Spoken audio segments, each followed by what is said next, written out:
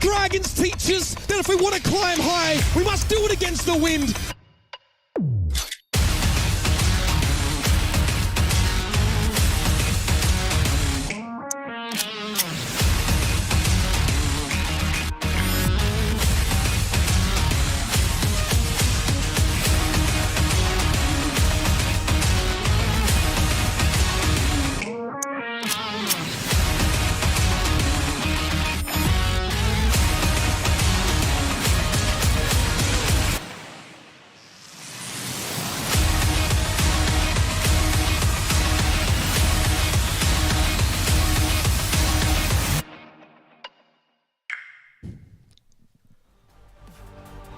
Good evening, ladies and gentlemen. Hey, we are back. It's time for APAC, baby. Welcome back to the Overwatch League. I'm Achilles, joined by Avril, and we are overjoyed to bring you some more Overwatch APAC action. We had an absolutely incredible tournament. If you missed it, Seoul Dynasty finally able to conquer the Shanghai Dragons. They then go on to take down one of the teams that we're going to be seeing in our first matchup of the day, the Philadelphia Fusion. And the Dynasty were able to win the whole darn thing. Now we go forward. We get ready for mid-season madness qualifiers. Starting things off, it is going to be the Fusion looking to bounce back after their Grand Finals performance. They have potentially a tough opponent. It's going to be the LA Valiant. But here's the standings as they lie for now. It could be a tough game coming up ahead. I mean, we'll see, because we had a lot of great storylines that got fulfilled in our kickoff clash stage as well. Looking at the standings, I mean, this is how things develop, right? These are only the results from the actual qualifier games themselves. The points include the actual tournament winnings. So Seoul, because they won the entire thing, have 7 points, got a bunch of bonuses in there. Spark, Dragons, Fusion, all went to the tournament, all got a bunch of bonus points. Chengdu on 2, Valiant on 1, Charge on 1. Now, basically looking at that, because all of these points do count towards the mid-season madness tournament, Valiant, Charge are probably out already, which is sad to say. They just don't have the points to compete. Hunters might still be within a minuscule chance here if they have I'd have to say, a really, really good qualification series in the mid-season madness now. Maybe they win something like 5 games. But if you look at the points, Achilles, even with 5 wins, Hunters just kind of barely overtake Spark and Dragons as they get even with Seoul. And that's about it. They don't overtake just yet. They would also require probably Fusion, Dragon, Spark to have a mediocre mid-season madness qualification for Hunters to overtake somebody. Well, their work is cut out for them there for the side of the Hunters, but for now, we'll get ready to take a little zoom in on our first 2 teams competing today. The Fusion, as mentioned, a bit of a rough showing in the Grand Finals. They had a hell of a run all the way through. Constantly had the number of the Shanghai Dragons, but when it came down to trying to best the Dynasty, they just couldn't quite hold up to them. They couldn't hold a candle to them. They fell shy of the mark. They're going to be looking for a bit of redemption, though, because as we know, this team is not going to rest on their laurels. And one of the big things that we kind of talked about at the end of that tournament, Avril, is that sometimes when you have a rookie squad, you just kind of need that kick in the rear. You need that wake-up call. Yeah. They make it to a grand final. They don't show up. Now it's time to sit down. It's time to grind. It's time to improve. We'll see if they can do it with a clean win over the Valiant.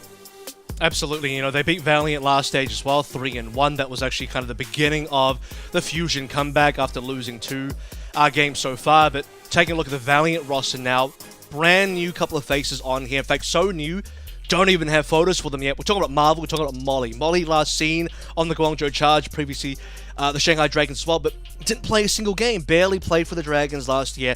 Has a chip, has a ring legitimately through the Dragons from winning the season, but never really got to show his prowess. Didn't get to play for the Charge at all so far in the kickoff clash.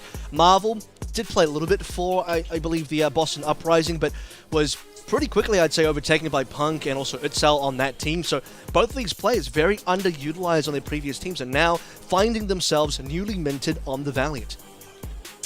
Yeah, and we'll see how they look. I mean, Valiant prior, all things considered, they only have a single win, but it's the first one that they've been able to obtain in just about a year and a half. And the team has very clearly looked a hell of a lot better compared to last season. So we'll see how these new pieces fit in with the rest of the Valiant and whether or not that upward growth is going to continue for them.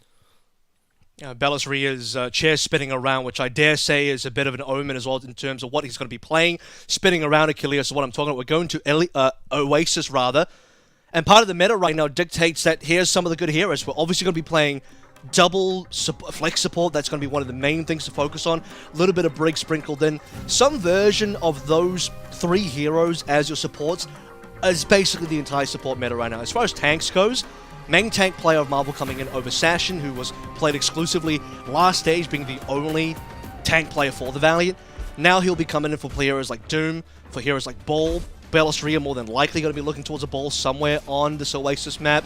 I don't know if it's going to be straight away. Doom, obviously a big option for them as well. But the other big hero that's on board that I'm really paying attention towards is the Sojourn that Carpe has picked up. Easy Han is playing over Dia as well on the other end, but is currently locking in Ashe. So no Sojourn on that side. It's a little bit strange to me. Yeah, a bit of a change up there. For now, it's just going to be the TP forward from both sides. Innovation swaps over to the Tracers. That's going to be doing the same. So ball out for Bellisria. Marvel on the Doomfist. Another change up going to be Fixa there with the Baptiste compared to the Ana. Up into the jump pad. Shots flying through. Break down the glass walls. Make sure they get some clean shots in. As Sleep Dart goes flying. Not going to get the connection that they're looking for. Molly gets jumped on. Aim God. Up to the name. Finds a nice little headshot there to take down the enemy Ana. Marvel under fire though. Ends up now dying. Aim God claiming a second kill. And that's going to be the fight and the point going the way of the Fusion. You're just seeing Marvel, he's going to struggle a little bit to get towards that back line, and it's just, you know, it's the double flex support that we're talking about, not even including the Ana so far. If Fixa and the Fusion really want to dunk on Marvel even harder, they will actually change over towards the Ana. This fight is basically already washed. Sakilio says 2 more kills come on through, it'll just be a bigger advantage for Fusion now moving forward. Yep, some nasty staggers there. So I'll have to wait for them to respawn, so Fusion just going to be taking up for free as Zest starts to go on the hunt, try to harass where he can. And keep pace towards this Pulse Bomb. Innovation trailing behind by about 20%. Obviously can catch up rather quickly, but Zest having it early. Going to find some very nice value, perhaps, if he can get a stick. Dive in, looking for Carpe. He's just going to slide out of there. Playing slippery. The difficulty for Easy Han as well is that they don't have high ground control, so finally the Valiant will be moving around the, not the coast side, but the jump pad side, because they really need to get Easy Han on that high ground for this Ashe to kind of pop off. Carpe a little bit slow to start out. With first ultimate coming online, should actually be Zest. Bit of damage on Aim God, saved by the lamp. They try to get that elimination. They take him damn low. They do manage to find 2 kills, though. Easy on with the Dynamite, gets Aim God, takes down Fixa shortly thereafter, but it is at a cost. Recall going to be burned by Innovation. Molly now going to be taking down Carpe with the charged up rail. Manages to find that pickoff, and it seems like the Fusion, despite losing their supports, will be able to hold this point. Yeah, they just did it with no supports at all. Carpe gets a frag there, Zest keeps things tight. Pulse Bomb still in hand, we're heading towards final flight now, and more ultimates are coming online. I mean, none of it really from the Valiant side, unfortunately. They're just really struggling to get this ult charge there. These fights have been super quick. Valiant have barely had an opportunity to get enough damage. I mean, Marvel's just getting poked up without even having an opportunity to dive. He's dead. Yeah, the Pulse Bomb goes through. Finds that elimination. Langza does manage to find a little bit of revenge, but without a front line. And now without one of their DPSs, that Pulse Bomb is taken out of the fight. They just have 5% left to go. Gonna have to try to contest this as Marvel looks to rejoin quickly. Fortunately with the Doom, he can do just that.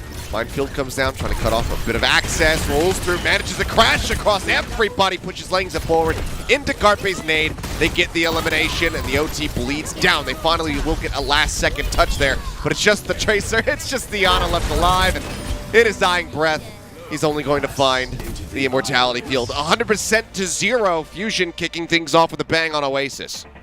Like 3 players on the Valiant didn't even get to ult as well. Marvel never got the Meteor Strike. Langza never got Transcendence. Molly only got the Nano towards the end as he dies anyway, as the Valiant lose the round. And that's a complete wash. Valiant, again, barely got to play the game. Marvel barely got to play the game. Easy Han only got set up on the high ground 1 time. Did actually get a couple of frags in there. Got both the supports Aim God to fix it on one of those fights, but didn't win anyway. Fusion on 3 players. Managed to get it across. Zest carrying the way. You know, Carpe finally got the kill feed towards the end there as well. Really lackluster from the Valiant so far. I mean, maybe this is what happens when you have to kind of integrate 2 players just before another tournament cycle starts. Could be teething issues here. I'm not feeling the Marvel Doomfist so far. I really wish he was playing the ball instead, but this is what the Valiant want to do. See how it fares this time around. Get a second attempt, shake off the rust a little bit. Wake up, get into the game. Bellisria thinking about crashing through the back line. Thinks better of it. Molly with that sleep dart could shut him down rather quickly. And Innovation gonna find a nice kill. Just getting taken out. Carpe still ever playing elusively. Sliding down the stairs, trying to stay safe as God takes a bit of damage. Looks like Carpe offering up just enough to peel Marvel back away from the support. Now he'll look to re-aggress, but Carpe pays the iron price for it, and that's going to be the first cap coming in for the Valiant. I mean, Innovation, known for his Tracer skills prior to joining the league. And now, you know, in a meta where Tracer definitely does matter, Tracer definitely does make a difference. Innovation will be the player to get Valiant the first fight win so far in this series in the mid-season manners. It'll also be the first final blow online for Marvel, so finally off to a bit of a better beginning than they had on our previous sub-map. But as we move on forward, Molly's down instantly. Molly. A little bit of a trade there, Carpe for Molly. As they continue to try to play this out. Point starting to tick up. It's going to be contested. Dive forward, Marvel. Getting a decent amount of hits there with the seismic slam. Building up that green health. Now Aim God going to be taken down. Zest gets on top of Easy Han, but not sure if that's going to get them onto the point. Langset falling might just be enough. Innovation going low. Pops the recall, keeps himself alive as Zest chases forward, tries to win out in this fight. He himself now going to have to recall, get that HP back up. Innovation ducks away. Zest going to be taking a nap, but he does manage to find Molly. The pulse bomb is going to whip. Fixa comes in off the flank, gets Innovation taken down. Easy Han will get the headshot through, takes out the enemy Baptiste, and it is just an absolute brawl between these two squads. Carpe again going to be sliding away. Belisria coming through, trying to peel, but the flip has not come in yet for the side of the Fusion. Now the Bob is there to further delay. It's going to be the Transcendence as well. The Dynamite down. Carpe going to be burning. Manages to stay alive. The Transcendence out from Aim God, helping to keep him topped up. But Fusion have to pull back away from the point once more, it would seem. The fight's off here over onto the coast side. Mortality Field going to be taken down. Carpe pops the ult, manages to find a headshot on a leg set, follows up, gets another kill onto Easy Han. That's now 4 members gone on the side of the Valiant, and they should finally be able to flip this. And Molly now dying. I mean, part of me just thinks he should probably go over towards the BAP instead. Ana, you would only really use if you want to counter the Doom here. Has some value versus the ball, but BAP Zen is the 2 heroes so far that we've seen this meta dominate the hardest. One other thing I want to mention as well is that actually, Marvel trolled Innovation there. It wasn't actually with Pulse Bomb. You do put the Pulse Bomb next to Tracer so that she can't recall away and the Pulse Bomb gets the kill, but Marvel actually landed the punch, which allows this to recall away. So, bit of a unfortunate situation there when Marvel ruined the kill. Unlucky, as they say. Hell of a lot of damage out onto the members of the Valiant as they try to approach the point, but Innovation will still manage to find Fixa. Good opening kill. Now the Immortality Field out of the fight. And with that dive forward, they do manage to find Carpe, as well as Aim God. Good focus here from the side of Marvel, as that will be the cleanup on the point. Flip's going to come back through, and it's going to be final fight territory here for the side of the Fusion. Absolutely, and Fusion now thinking about, okay, what are the chances here? Belisria goes for the touch first. Zest only barely up alive. Now Ultimate's a playthrough, so this is going to be a difficult one. Marvel also coming up towards a Meteor Strike. Not to be used offensively, but definitely will get him out of a bad situation. And Belisria is just absolutely demolished. You managed to touch in onto the point. Meteor Strike going to be used. Marvel looking at the dive into the back line. He's looking for a target. Jumps down, looks for Carpe, and they manage to go ahead and alley-oop it with Innovation diving in as well. Tag onto the point. They managed to keep it contested for a little bit longer, but Zest gets slept. Easy Han jumps over, gets the headshot to put him in the dirt. Belisria crashing through. Discord Orb goes out onto him. Aim God now under some pressure. Getting closer and closer to having that Transcendence available, and he would love to have it right now, but it's not going to get the opportunity. The Valiant will be able to take it, and that's going to send us to a 3rd and final round on University. Achilles, I just straight up lied there. So Marvel indeed actually decides to go super aggro on the Meteor Strike straight on top of Carpe's face, and the 2 versus 1 from Innovation and Marvel get the work done. And now this is where we sort of re-enter the conversation around the Doom. 7 final blows for Marvel just on that 1 round. Got nothing done on City Center. 0. Big fat 0. Have the goose egg there. 7 frags, then we come through on that next round on Garden. So a big turnaround. Molly as well, investing all the nanos into Marvel. There's not really any other good nano target, right? Your next best nano target ends up being Innovation. So the fact that they are also running the Ana here means they really are kind of just putting all of their effort into Marvel to try and get things done. And if Marvel is able to get into the backline, is able to do some damage, and he is getting frags, then Valiant is also winning. It's a good answer back. If they're a rough first round, let's see how they fare now, and whether or not the Valiant can close out this map, or if it will go the way of the Fusion. A bit slower off the start. Zest trying to start to play forward. Takes a hell of a lot of damage. It's going to be the recall first. Nice and early, but Molly jumped on. Had nowhere to go. Stuck inside of the nade. Kills will come through. Zest and Carpe start wreaking havoc. There's the railgun shot. Innovation dead. Easy Han trying to survive. He will not be allowed to. It's a clean opening fight here for the side of the Fusion. They will once more get the point locked down first. And this is where you need to see EasyHan be able to fight up against Carpe in this kind of Sojourn matchup. Super important here in this particular meta, as we've seen from NA. Kai, Hydron dominating on this particular pick, right? So EasyHan needs to prove why he's in instead of Dio right now. As currently look at Carpe's POV, who himself has got a reasonable number of frags, but still could be doing slightly better right now. It's been Zest leading the way so far on the Tracer. He's looking for that assassination, but the railgun hit does not connect on the Langza, otherwise he may have just been able to find him. Punch just knocking Belseria into the corner. He's going to try to roll back out, dive into the back end. Aim God is completely isolated, no one there to peel. Ends up falling. Zest going to be eating a punch, forces the recall. It's like, the Valiant very much hungry to take this point for themselves. 45% currently on the board, but with Belseria going down. Zest as well falling. That is going to be the flip coming through. So 49% established for the Fusion as Valiant gain control. You can just see when you get to sub-maps as well that have a lot more cover, that have a lot more, interesting angles to play through. Marvel can sort of hide around corners, get those punches while still being covered by his team and by geometry. City Center ends up being too open for him to play the Doomfist, so things are looking better and better as far as the tanks go, where you look at the other side for Belseria, as we move through the different maps and the Oasis map here, the ball just becomes less and less valuable. They're looking for EasyHan. They take him low. They manage to finish him off, but Fixa dies in the process. Window used as well. Meteor Strike dropping in. Just quick double dash away from Zest. Keeps himself safe. Tries to play elusively. Innovation does find that kill, but Aim God quick to reply. Now the Valiant's still going to be holding onto this point. They need to try to get rid of Marvel, and that's going to be increasingly difficult as the Nano gets used on a him. Transcendence forced out from Aim God in response. Now he's a prime target for this Pulse Bomb from Innovation. No way to survive it if it does stick. Other than an Immortality Field, but that can be cleaned up rather quickly. We'll see if he's able to make it happen. He's looking right now. Recall going to be forced. Sees Belseria, sees that he's anti, can't get the kill. Carpe, EasyHan as well. Now with the ult pop, looking for some targets. Sends one over towards Zest. Cannot get that connection. Zest manages to get Marvel, gets out of dodge. Molly has fallen as well. Belseria crashing through, just kind of drawing the attention of the enemy Sojourn there. Zest just does a bit of a drive-by, and we'll be able to clean up the fight. Fusion retake. Now they're looking for the lead.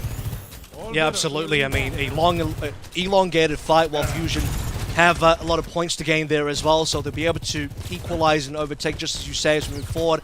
Ultimate's looking pretty bare here as well. Both the overclocks, fairly mediocre, unfortunately. The Sojourn's not the ones leading the frags. It's definitely the Tracer players doing most of the legwork. Here comes Marvel again. Yeah, even with the punch not quite connecting there on to get Aim God, EasyHan is there. Finds him with the rail. They do punish him, though. It's a support down. A lot of pressure now on Fixa. Still looking to take the flip. Haven't been able to find it yet. Carpe lines up a nice rail, takes out Innovation. 1 for 1, HP bars low as they wait for Aim God to get back up here and start really topping everybody up. Trying to get that Transcendence online for a final fight.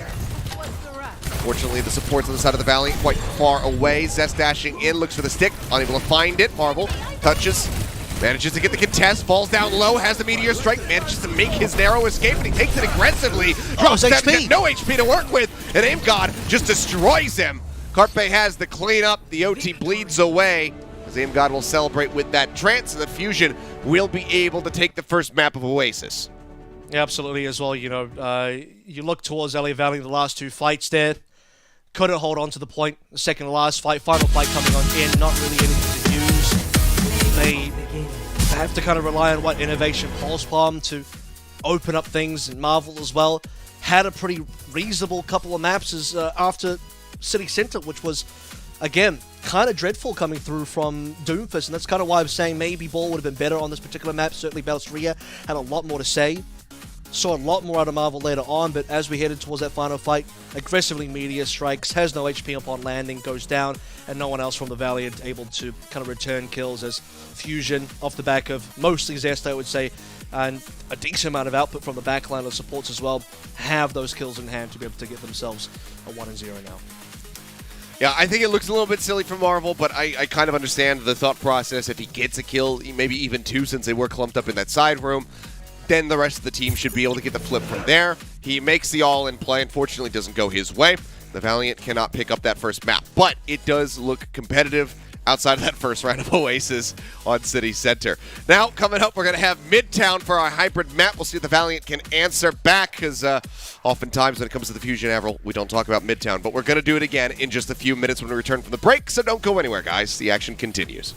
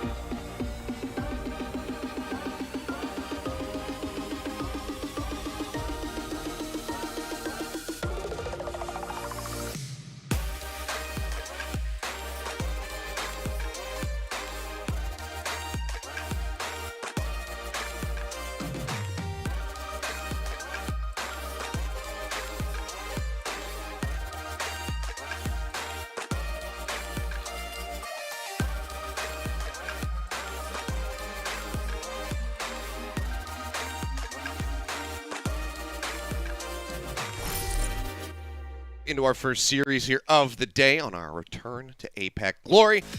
Fusion drawing first blood. They get Oasis 2-1 the win. Very clean start. Got a lot more competitive in the last two rounds, but they managed to clinch the victory. Now we turn our sights over to Midtown to see if there's going to be another incident or Fusion can maybe play this out cleanly. I'd like to see that for sure. You know, Fusion getting past Midtown. I actually think they won Midtown before, even when we've had an incident in the past, if I remember correctly. They maybe did.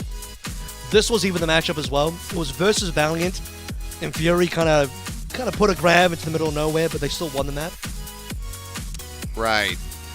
That sounds about correct. But yeah, it's How good's your memory? Maybe. You know, it wavers from time to time. It depends. There's been a lot of Midtown that I've tried to just kind of, you know, completely eject from my brain, I think. Oh, it was Chengdu. So, it was Chengdu, not Valiant. Sorry. Mistake.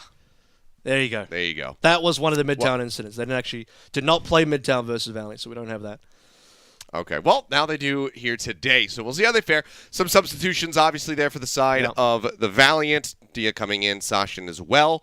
So a little bit of a change up on the lineup, and we'll see how they fare going into Midtown. I mean, you know, we'll see what Sashin's going to be running. I think widely he's looked pretty darn good this season, you know? I think that, you know, I agree that expanding the tank role could be a good idea. You know, bringing Marvel in to be able to play some more of the main tank stuff for you when needed. But Sashin widely, when he's been playing the Zarya, I think he's looked quite good. And he won't be playing Zarya, though, for this particular matchup. Sure. I suspect this will actually be a Sigma. I don't think anyone's going to play any Zarya for this entire, you know, tournament stage for the, you know, mid-season madness at all. You know, and we'll see some Midtown madness in a hot second as well. Dia coming in is more interesting to me. It says that Valiant kind of want to go for either double sniper setup, and I kind of count the Sojin in that conversation. Like, it could be Sojin and Hans at the same time. Dia also flexes Tracer as well, but it's clear that for Valiant, they want to be banking on Easy Han for this particular meta, mostly on Sojin. We did see the Ashe there as well. Probably prefer to not see the Ashe again as far as where this current meta is. Balestria staying in, though, means that Fusion are going to go for more main tank options. Winston's not really something that you can reliably play in this current meta, so if I were to guess, he'd have to go back on the Doom. Well, you mentioned him not playing the Zarya, but as I watch him walk out the gates on this defense, Sashin's running it. Let me change my wording. He shouldn't play the Zarya, but he will. So, there you go. Well, we'll see if you're going to be eating your Why words do they have here. a soldier? It's like they didn't read the patch. No soldier got nerfed. Oh my god. They have some faith, Avril, which is something that you need to have every now and then. They have faith in this composition.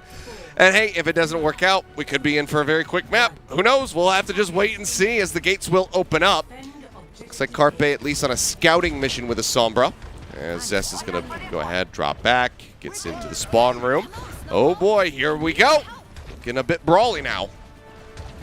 Okay, I mean, that's the other direction you can go. This is actually baited by the Zarya. When I say baited, I mean, like, they are allowed to play the Ryan now because the Zarya exists. We've already seen in the previous patch, in the previous meta for Kickoff Clash, Ryan has a super positive matchup into Zarya. So, I mean, if you're going to allow the Fusion to do this, then I guess Fusion will give themselves a good matchup heading into A.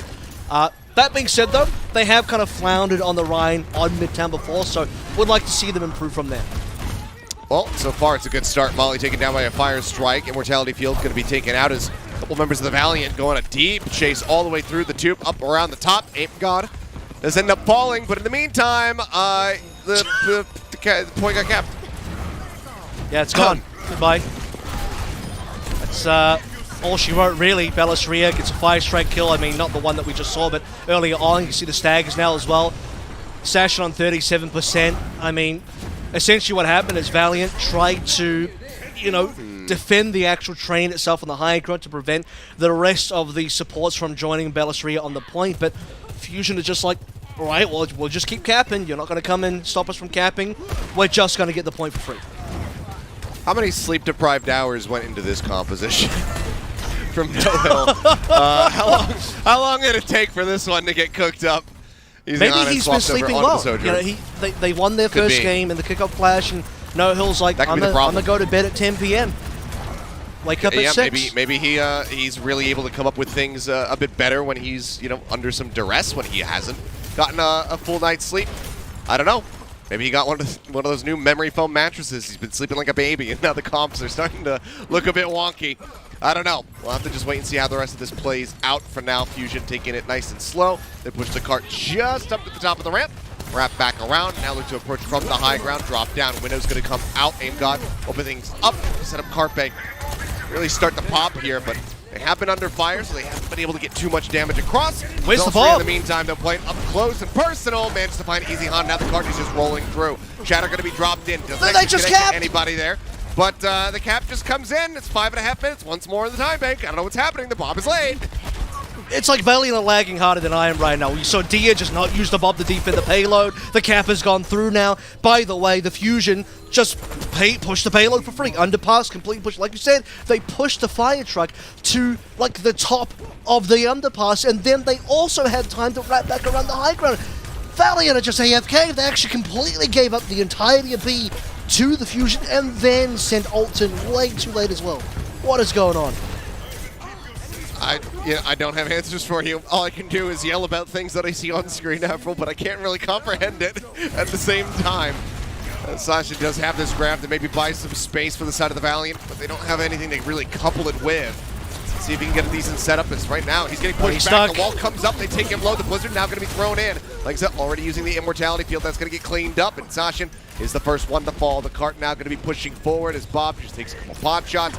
Over towards Dia, takes him low, Fixa manages to hound him down, gets the elimination, and Sasha says, okay, time to swap over the Doomfist. It's an improvement, I'll give you that. It's actually much better than the Zarya here. In fact, Doom has a pretty reasonable matchup into the Rhine, but it could just be too late. You need to be building your team a little bit around this.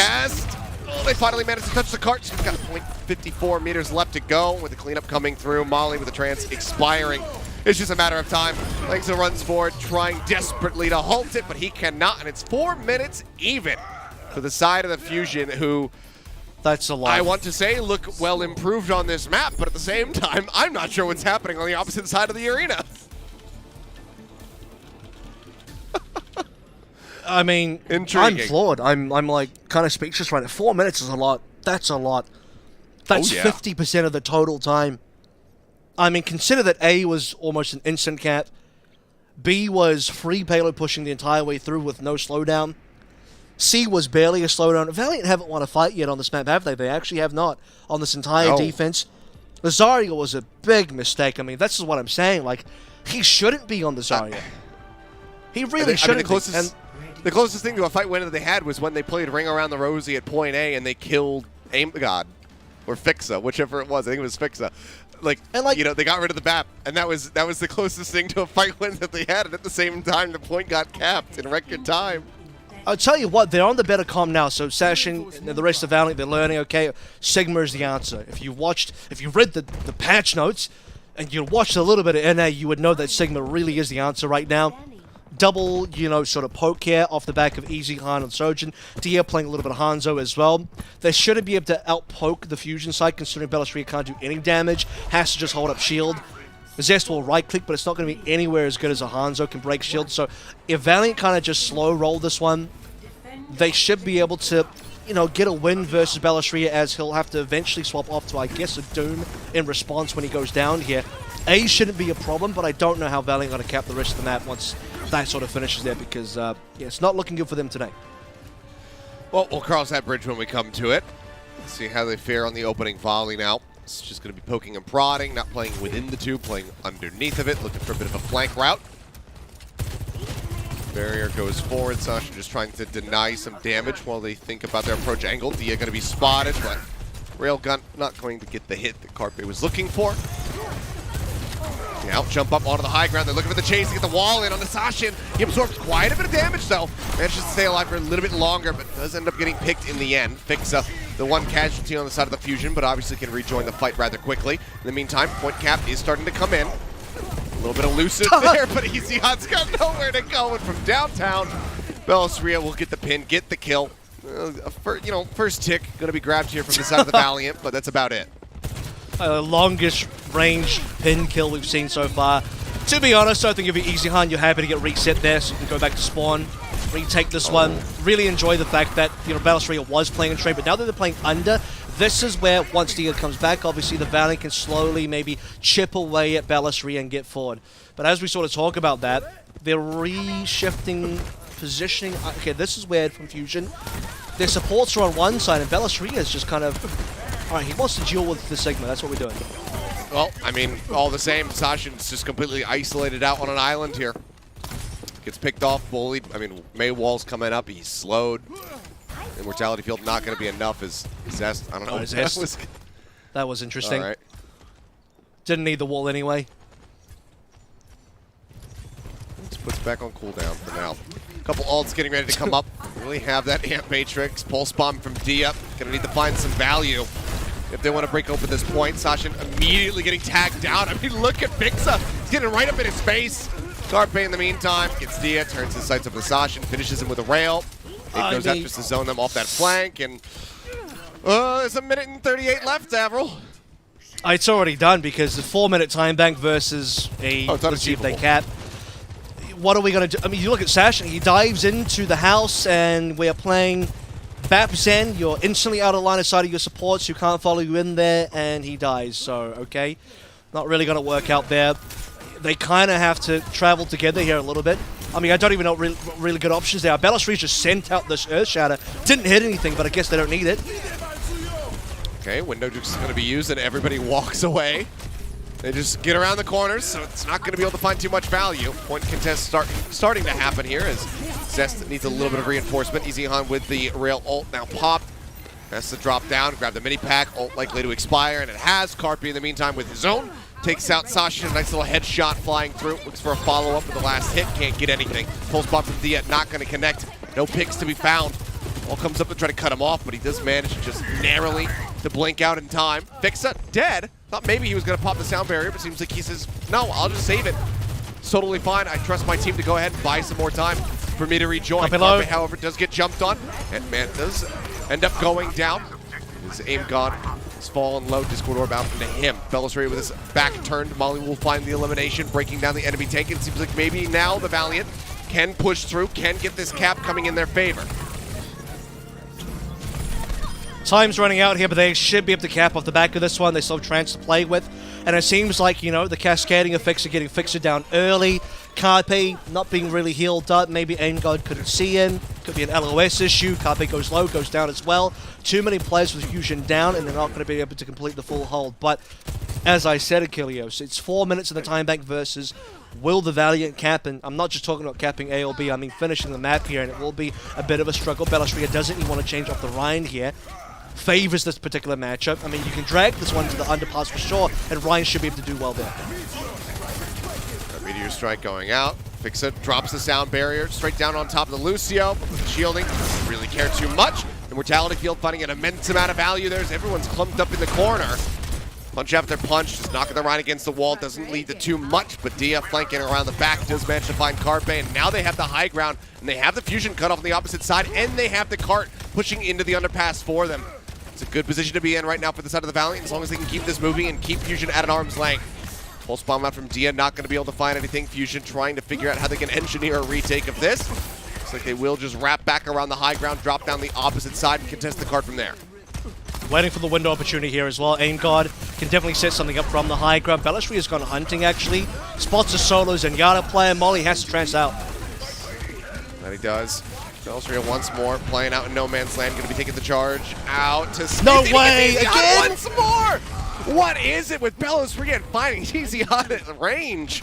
Oh my god! Another great pin, but this time they do manage to at least get the punish onto the enemy Rhine, so Bellatrix are going to be out of the fight for a little bit longer, but now it's 55 seconds remaining for the Valiant. They need to get this push across the line. Oh, good punch. Nearly with another alt. Aim God, so very low. Cheeks the jump to the high ground and actually manages to stay alive. That break on line of sight was absolutely massive for him. Zest also now finding one. Fixa going to be taken out. Little right click here from the side of EasyHan, looking for another target, but now Molly has been eliminated. Aim God getting on top of him. Zest without the ice block can't stay alive. The right click at point blank range. EasyHan will find a quick 2 kills. Can he get a little bit more to try to keep them in this, to try to get that cart across the way? No now supports. Just 20 seconds remaining. The Fusion are chasing and they're looking for the staggers, and they have them. And Fixa just runs in, gets those kills. I mean, EasyHan may have been able to carry that one. He actually got a few frags, really important ones as well, but they can't stay in the fight with no healers alive. Can they touch will have to come down to Dia. Let Sashin use all his cooldowns just to fly on in. Has a meteor strike, though. He does. The punch goes out, but they still need to get there. Okay, somebody finally managing to touch. The wall comes up, trying to cut them off. Dia did manage to get that tag and nearly has another pulse bomb available. Punch in on the Carpe, takes him low. The healing starts coming out. Rather, the Earth Shatter going to be used. Sasha immediately disappearing, and no one else can get there. They are zoned back, playing away from it. The Fusion will be able to take this map. Lasted maybe a little bit longer than we might have anticipated. A decent fight back from the side of the Valiant, showing some signs of life. with that cap on A, but it all gets locked up at B, and that's a 2-0 lead now for the Fusion. And a much more impressive showing from Carpe on the Sojourn as well. Getting some pretty impactful kills at the end of the day. Bellasria's Rhine, which, I think a kickoff clash had a bit of a bad rap because of the performance on Midtown. So this is the kind of turnaround we wanted to see, right? A good performance on Midtown, plus the Bellasria Rhine coming back on through, looking more than reasonable, beating the Valiant, who I still think just don't quite have the right read of the meta. It's slowly shifting towards something acceptable and positive, but when you start out on the Zarya, you're asking to get countered by the Rhine, which is exactly what happened, and I dare say, once the 4-minute time bank was there, I'm not sure there was much that Valiant could do to win the map afterwards. Yeah, I mean, you're looking at, getting a push, trying to win things in OT, or, maybe even force a draw if they can't finish with time in the bank. Doesn't matter. That's all just guessing and conjecture. It's not how things turned out. So a 2-0 lead now for the side of the Fusion, who look very much reinvigorated after that last Grand Finals appearance. Now we'll see if they can close it out on what could be a final map of Watch Point Gibraltar as we get ready to go into Escort. Valiant fans, get that military-grade copium. Start huffing that with Tezande, because you need to dig deep. You need to really believe and give some energy over to these guys if you want them to reverse sweep. We'll see if they can do it. We'll see if they can start it when we come back from the break.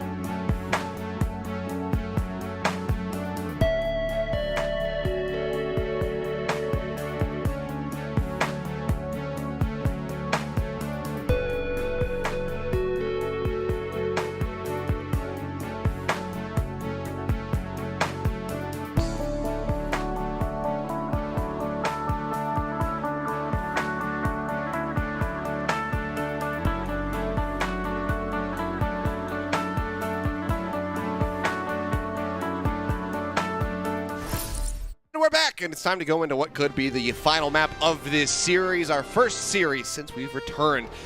Fusion, absolutely on a warpath right now. The Valiant, they make some substitutions, they make some strange picks on Midtown.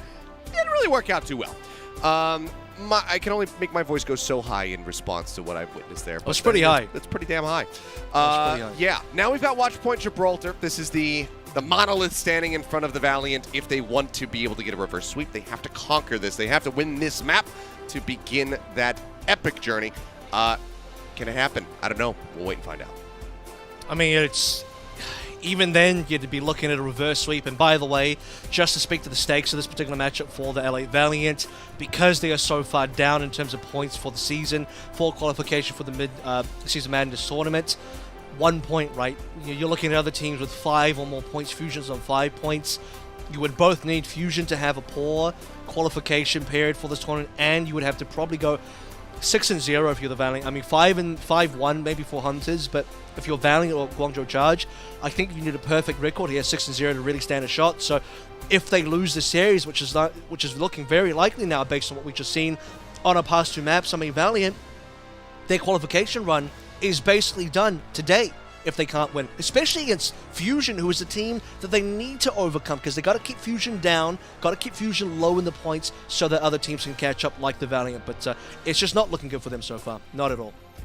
Yeah, I mean, you know, if they can get a reverse sweep here, if they can really make that happen and they make it look concise and clean for, you know, the next 3 maps in theory, maybe the 6-0 is possible. Maybe they actually can have that qualification run happen. If the Fusion get reverse swept by the LA Valiant here in the opening match, maybe they will have a very rough stage and will not be able to find success. A lot of variables, but it all comes down to this map. It has to start right here, right now. If it doesn't, that's basically it. That's all, folks. We'll see what happens as we do get ready to jump into that. Of course, a little bit of substitutions. Marvel going to be stepping back in for Sashin, MN3 stepping in for Carpe. And that means, okay, we have the opportunity for...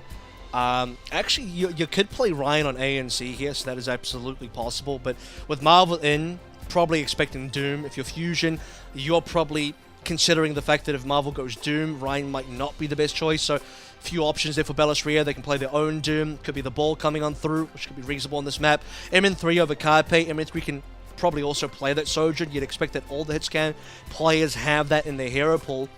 Other than that, I mean, the only other things we could be seeing from MN3 is a bit of sniping or the other types of snipers. But Sojourn is so integral to the current meta.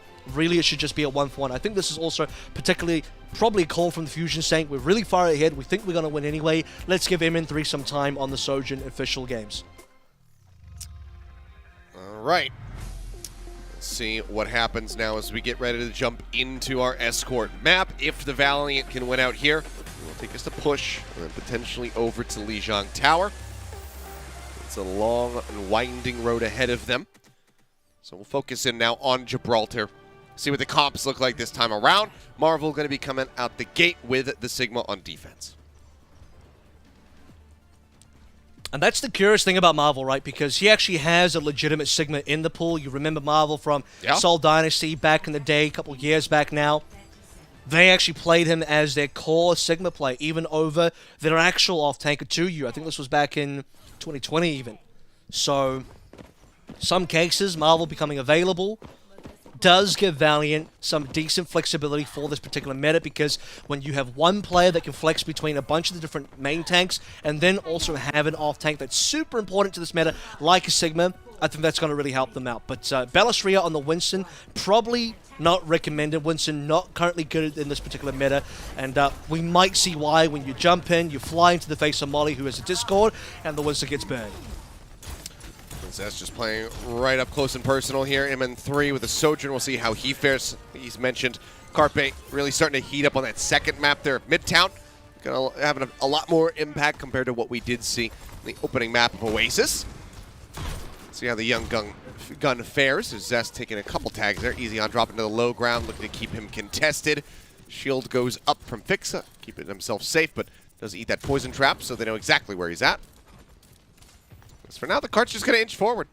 They're more than content to just allow Zest to go ahead and move this up a bit.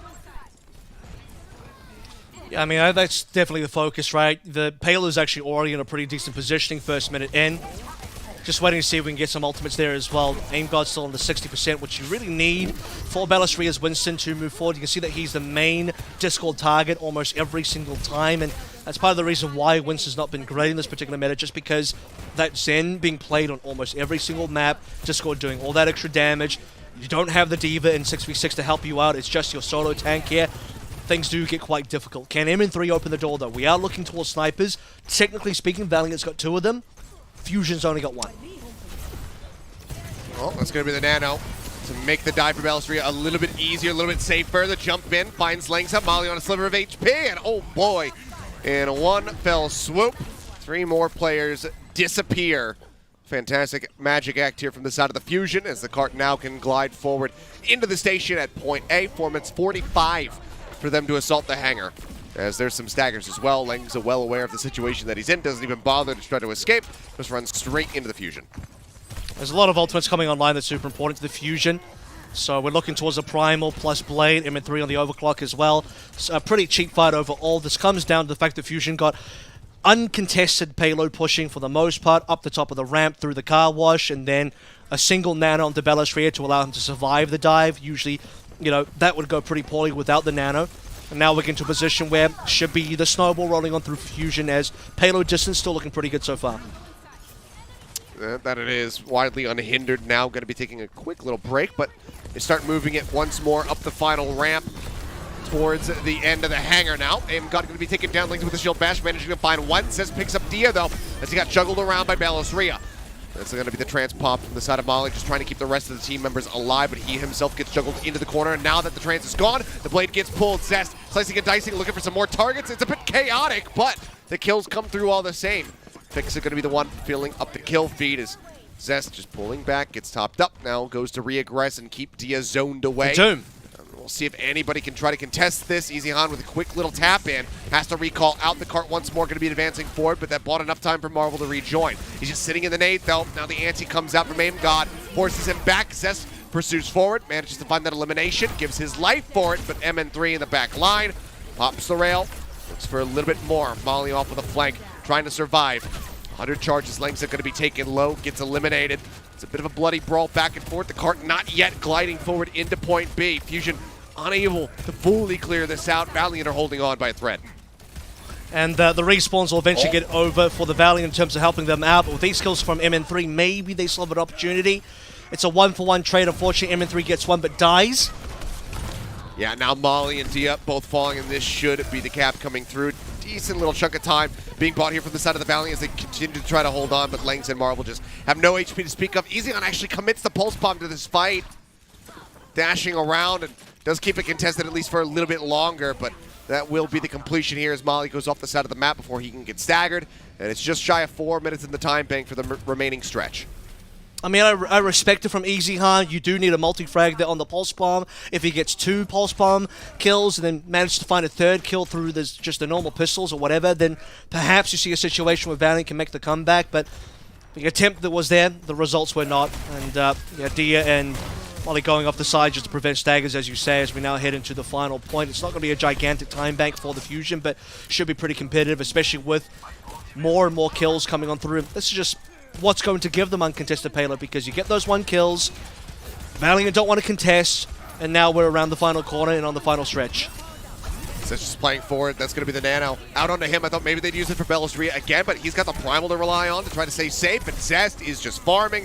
Has the blade, doesn't need it, just keeps it sheathed, waits for a potential recontest to come through, which now it has. Marvel diving forward onto the point, jumps over to the side with the punch. It's a nice little hit there on his Zest, knocking him back, keeping him at distance. A Meteor Strike drops in. Molly pops the Transcendence to try to keep everybody alive. Marvel, however, is still beaten and battered. Dia swaps over, goes for the Cassidy, fans the hammer, looks to try to get rid of Ballasria. Will manage to make it happen with the help of that Discord Orb. They pick him off on the exit. Zest looks like he will be able to slink his way out of there. The cart will be held just a couple meters in front of the finish line. And we'll just be able to hold enough. I mean, yeah, okay, Dia comes through, gets a decent frag. Ballasria, only 1 movement ability there, has to try and leave, dies.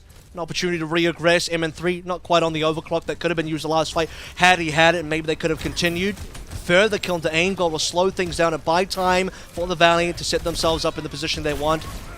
They're actually getting more here. It's a good punish. A very good punishing here is, I mean, Fusion just have to try to exit, go for a full reset. Zest still out in the middle of nowhere, dashes over to the side. He's got enough space, enough mobility to keep himself away from the Doomfist, so won't get staggered. But the ones that they suffered, certainly hurting them, is Bellis Ria's going to bring out the Roadhog. So now, looking for a target, looking for a hook. We'll see this is what like the first Roadhog we've seen in APAC, isn't it? Pretty much, other than some opening pick attempts on this map. You know, you try to get somebody on the walkway as you're coming out the gates on attack. But as far as a legitimate run of the Roadhog, I do believe it's the first time. I mean, if you really want to just kill Marvel's Doom, I guess this is okay. Yeah, just really become a pain in the rear for him. MN3 looking for some additional hits. Can't quite line him up. Just gets Molly there at the end. Thea going to be taken down. Zest getting in on top of the Cowboy. He stays alive with a sliver of HP. This man was down to about 1 HP. Manages to come up with 3 kills. What a performance from him. Molly now in desperation, going to be using the Transcendence to try to buy some extra time, but oh, it's not going to be pretty. As soon as it expires, Bellis Ria finishing him off. The dive into the ice block, just in range to contest, but Zest with the blade will slice and dice, and Marvel now is going to be left out to dry. Tries to keep himself protected. They'll just hook him right out of that. And as he goes up for the Meteor Strike, the contest is over. So a good time buy in the end here from the side of the Valiant to take it down under a minute. The Fusion, they do get the completion, which means that they have a win condition on this defense. Yeah, it's not the prettiest time back in the world, 46 seconds. It's, you know, it works, gets things done. It'll get you to your destination. A reasonable, I would say, stall staggering from the Valiant in terms of slowing down the payload, especially when we look at B. A, not much to talk about there. It was free push into a nano onto Bellis Ria into a free fight win. Valiant just kind of fell over there. B, you look towards the end, a lot of time ends up being burnt off the clock, and then obviously on C, Valiant starts winning fights a little bit more consistently, but not enough that you ever felt like Fusion weren't going to be able to cap. So take a look at that final engagement here as well. As you said, Zest was on minimal HP, like 7 HP literally that we saw on screen, still gets a 3K, still gets healed back up, still allows the Fusion to cap the point. Just crazy confidence that he's able to play with right there. Doesn't try to exit, says, nope, I will give my life for the cause, and it comes up huge. So major value down there by the rookie, who is maybe going to be able to net himself another player of the match, as he's just been looking so good the whole way through. See what happens, though, now on this defense. Valiant have their work cut out for them. It's like a TP across the way with EasyHan setting up first with the Symmetra. Yeah. Now, given the composition here, as EasyHan should be going back to the Sojourn, it's actually got to be the Tracer. It's interesting, so they're just going to give up the Sojourn entirely. The Bionade will slow things down, but not significantly. I was going to say they should have the firepower to just push up on the high ground. Okay, EasyHan goes Tracer because they need to push the payload. That makes sense, but Dia playing the Hanzo makes less sense. He gets picked instantly. Good punish there. Bellis Ria just challenging. No Beal, no hope to survive, as the rest of the Valiant now going to be relocating up onto the high ground, looking to try to contest that walkway. Bellis Ria just waiting it out, eating some damage, poking and prodding at Molly around the corner. And how do you begin to assault this? Who gets the opening pick? That's what Valiant got to be asking themselves right now, as Langston gets antied out and has to exit. They're trying to get opening picks on an Ashe here, which I think would be a little bit of a struggle. It's a sleeping Marvel. That should be a freebie here, especially with the bubble being brought down by Bellis Ria, so this attack has already gotten pretty poorly. I do wonder where EasyHan is in terms of payload progression. You can see him underneath now. It's almost up, so that's, you know, that's reasonable. I think trading Marvel's life for some extra progression is okay, because once that happens, now EasyHan can actually join the fight in a proper 5v5 instead of having to go off on an adventure pushing payload, forcing his team to take a 4v5. Will actually inch it ever so further forward, dragging some attention away from the rest of the Valiant trying to move up. So EasyHan's currently doing his job as exactly as he needs to. It's the rest of Valiant that need to take high ground. A nano going to be used on the Bellis Ria. He jumps in, manages to find Lengza. Zest in the meantime dashes. Gets the elimination here onto EasyHan moments before he can have the pulse bomb online. So good time buy just for the nano. Overall, not a bad fight whatsoever for the side of the Fusion, playing the economy wisely. It's Marvel trying to inch forward. He wasn't quite aware that MN3 was going to be on the flank, so he gets a couple free shots into his backside and starts to build up for this ult now. Belseria making his exit, has the Primal to rely on in case he gets to the dire straits, and MN3 will find another elimination. Now the ult is going to be up for the Sojourn. There's just too many players down here. Easy Khan won't be able to get anything on the Pulse Bomb. He does get Zest down, though, so perhaps a 5v4 that is actually workable. That plus a Flux could be it. Oof. Well, they're trying to open it up. Flux drops Belseria down, and then, yeah, he waits it out, pops the Primal, make sure he gets fully topped up on the HP rather than having it get cut in half. Rally popped as Fixa offering up some green HP for his team. Langsa now going to be doing much the same as they look to try to break through, and Belseria going down is a really good start to it all. Oh, but MN3 up on the high ground. He's got the ult rolling. Managed to find Easy Hunt, but can he make it out to safety? Falling lower and lower, and eventually will get picked. Dia finds that kill. Now the cart going to advance forward once more.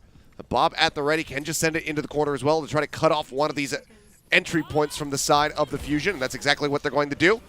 And instead, the Fusion will have to disengage. We've got a couple players quite far forward. It may prove difficult for them to exit. Zest looking for Blade, I think, but just too low HP. He has been discorded. Still gets a kill on the East Card on the exit despite all of that. They're turning this. Dia's only able to find Fixa. In the meantime, he's the last one left standing, and they're chasing forward. They want to get him before he can make his way into the spawn room, and they will do it. It's an extended team wipe off the back of the cap, and now Fusion, they've got hangar control. Granted, the door's not shut yet, so it's a little bit easier for the Valiant to break through, but this is a massive win for them to drain the time bank down. And Marvel's actually opted for the D.Va here as well. Part of me actually thinks he could go Winston just to match Belseria. I still don't think Winston's good in this meta, but when the other main tank is doing it, you could probably do it too because they do bail you out on that pick. The D.Va, I mean, this is just a hanger face thing, right? Because you need some high ground control. Here comes the Nano Blade. And yep, Zest just getting right up into their faces. Takes Molly low, doesn't get the kill, so it will just be the one kill found with the Blade. For 2 ults, but it's still going to be time bought, which is all the Fusion are really going to be caring about. As Dia now going to be swapping over to the Widowmaker to try to break things open a little bit more. We'll see if he can make it happen. Belseria just holding the door, zapping away at Marvel, trying to keep him low, and okay, yeah, he got one, and it's a high-value target. MN3 taken down right off the rip. And I was going to say, maybe things would be difficult for Dia because in order to make Widowmaker work on this attack, your team needs to open up angles for you. If you can't see anything, Widowmaker does nothing. 30 HP. Should be okay, though. The 5v4 advantage is now gone. They have to spend most of it just pushing. Belseria punished. No Primal just yet. Yeah, he's just 1% away from it. Does go down. That's going to be that much more space bought open here for the side of the Valiant. So, while the time bank matching is going to prove to be still a bit difficult, they are making this run to be very much a reality. Marvel falling down low. Looks like he will be able to hold on to the mech for a little bit longer. Molly just keeping that trance available. And now will be forced to pop it as he does fall down, but Dia's already been picked off, and that is a lot of the pressure alleviated here for the side of the Fusion. They don't have to worry about those random stray shots flying through, catch them in the skulls. Now they can just focus on aggression. The dive comes in, Langsa being juggled into the corner, wisely holds onto the rally. Would have just been a waste, and we'll just have to reset. Now it's going to be a minute remaining here for the Valiant. The time is definitely quite unfortunate here to work with. Self-destruct as well. I don't really see any major value being bought there. Perhaps if you can get to the actual payload, force a fight on the payload, throw the self-destruct up and sneak the payload across, but can still be blocked by a good bubble from Belseria. There's just too many ults coming online as well. You know, aim god towards it. Nano, that's a big kill though. Nano wasn't there, and Beleseria's down. Get the tap, looks for a little bit more there. Dia unable to get the shot on the aim god, but dive into the back. Just come through. He managed to stay alive for a little bit longer. The Nano using his near dying breath. I think what he thought was going to be his dying breath. He goes out on the Zest, and it does help keep him alive, but Zest has to make his exit. And MN3 finding one ends up getting traded. It's Marvel now gone, the main tank, the rock that they need to stay situated here on the cart. Does get picked off, but as they clear him out, they will be able to get this cap. So, a minute and 40 seconds for this final stretch for the Valiant. They very well could take this into extra innings. Some really big miracle picks coming through in the Valiant, right? I mean, 2 fights in a row where Belseria goes down, no responses, no trades. Belseria first time and no Primal. Second time, not entirely too sure what happened there, but aim god was only a couple percentage off the Nano boost. Could have been used to save him had he had it. It's just really unfortunate. In the Philadelphia Fusion, no tank, twice in the fight. Valiant start pushing up. Dia gets a frag as well. MN3 wanting to respond to the Widowmaker, so Dia's presence on the battlefield on this Widowmaker now being felt for sure, as Fusion don't want to take any chances on these long-range deals. No, they do not. No, they have to be even more cautious as the Infrasight is up. Belseria going to be taking the Discord Orb, makes his quick exit. Marvel falling low once more, but it looks like they can keep him sustained, so we'll be healthy. Cart not much longer to go. Time bank just dipping under that of the Waiting Fusions. for picks. They're both just waiting for Widowmaker picks, I think, so far. I mean, there's a Transcendence as well. Valiant kind of want to make this happen. There it is. A couple picks coming through. Dia going large. Absolutely does. Manages to find both the DPS on the side of the Fusion. Bellisria a little bit late on that roll through to try to peel and get rid of that pressure. Rally rolling from Fixa, desperately trying to stay alive, but without Aim God there, it's just not going to be feasible. The cart now can start advancing forward, and it's all on Bellisria and the DPS who are rejoining the fight to try to keep this cart halted. For now, it's working a treat. Bellisria pile driving down, has the minefield available, but MN3 gets picked off. Molly finding that elimination. Bellisria taking lower and lower. The Discord Orbs once more doing wonders for the side of the Valiant to get rid of this main tank. He ends up dying. Zest with a pulse bomb, doesn't find anything, and yeah, the cap will come through. So it's going to be 1:46 to a minute flat as we get ready to go into overtime. I mean, wow, Dia really opened things up there. Double frags, finally goes down, punished by Bellisria, but I mean, his frag's super impactful. And Valiant still have even a 4v3 advantage that's enough to get them across the line. That on top of Lengsa coming through with the rally towards the end, everything you need. And this play by Molly as well, which really just shuts down Zest, kind of showing off the new Zenyatta mechanics with the kicks, right? Kicked him twice, discords him. Means even with a nano, Zest he couldn't survive. Even with the nano, it just felt like his survivability was too low. Zenyatta is currently just beefy. Incredibly difficult to take down. Oh, yeah. Especially when backed up by shielding. a break. But even more, I mean, the teams here aren't even playing the BAP with the Zen. And BAP Zen together is a wild combo because BAP's ability to keep the Zen alive, I think, is even better than the Briggs' ability to keep the Zen alive right now. So I don't even think we're really seeing the full potential of the comps being played because both teams are kind of leaning towards things that I would still somewhat consider to be off-angle based on what I've seen, based on what I believe is good, based on the results I've seen from NA as well. You know, figuring things out as we are in the APAC region. Bellisria attempting to make the Winston work, and I think that actually kind of cost them a little bit on the B. You saw Bellisria going towards the ball, towards the end there. Much more survivability. Just wasn't really giving them the results on B, I think. Well, Molly eliminated off the rip as the gates do open. I mean, just a reminder here, the Valiant did not have much time to work with at all.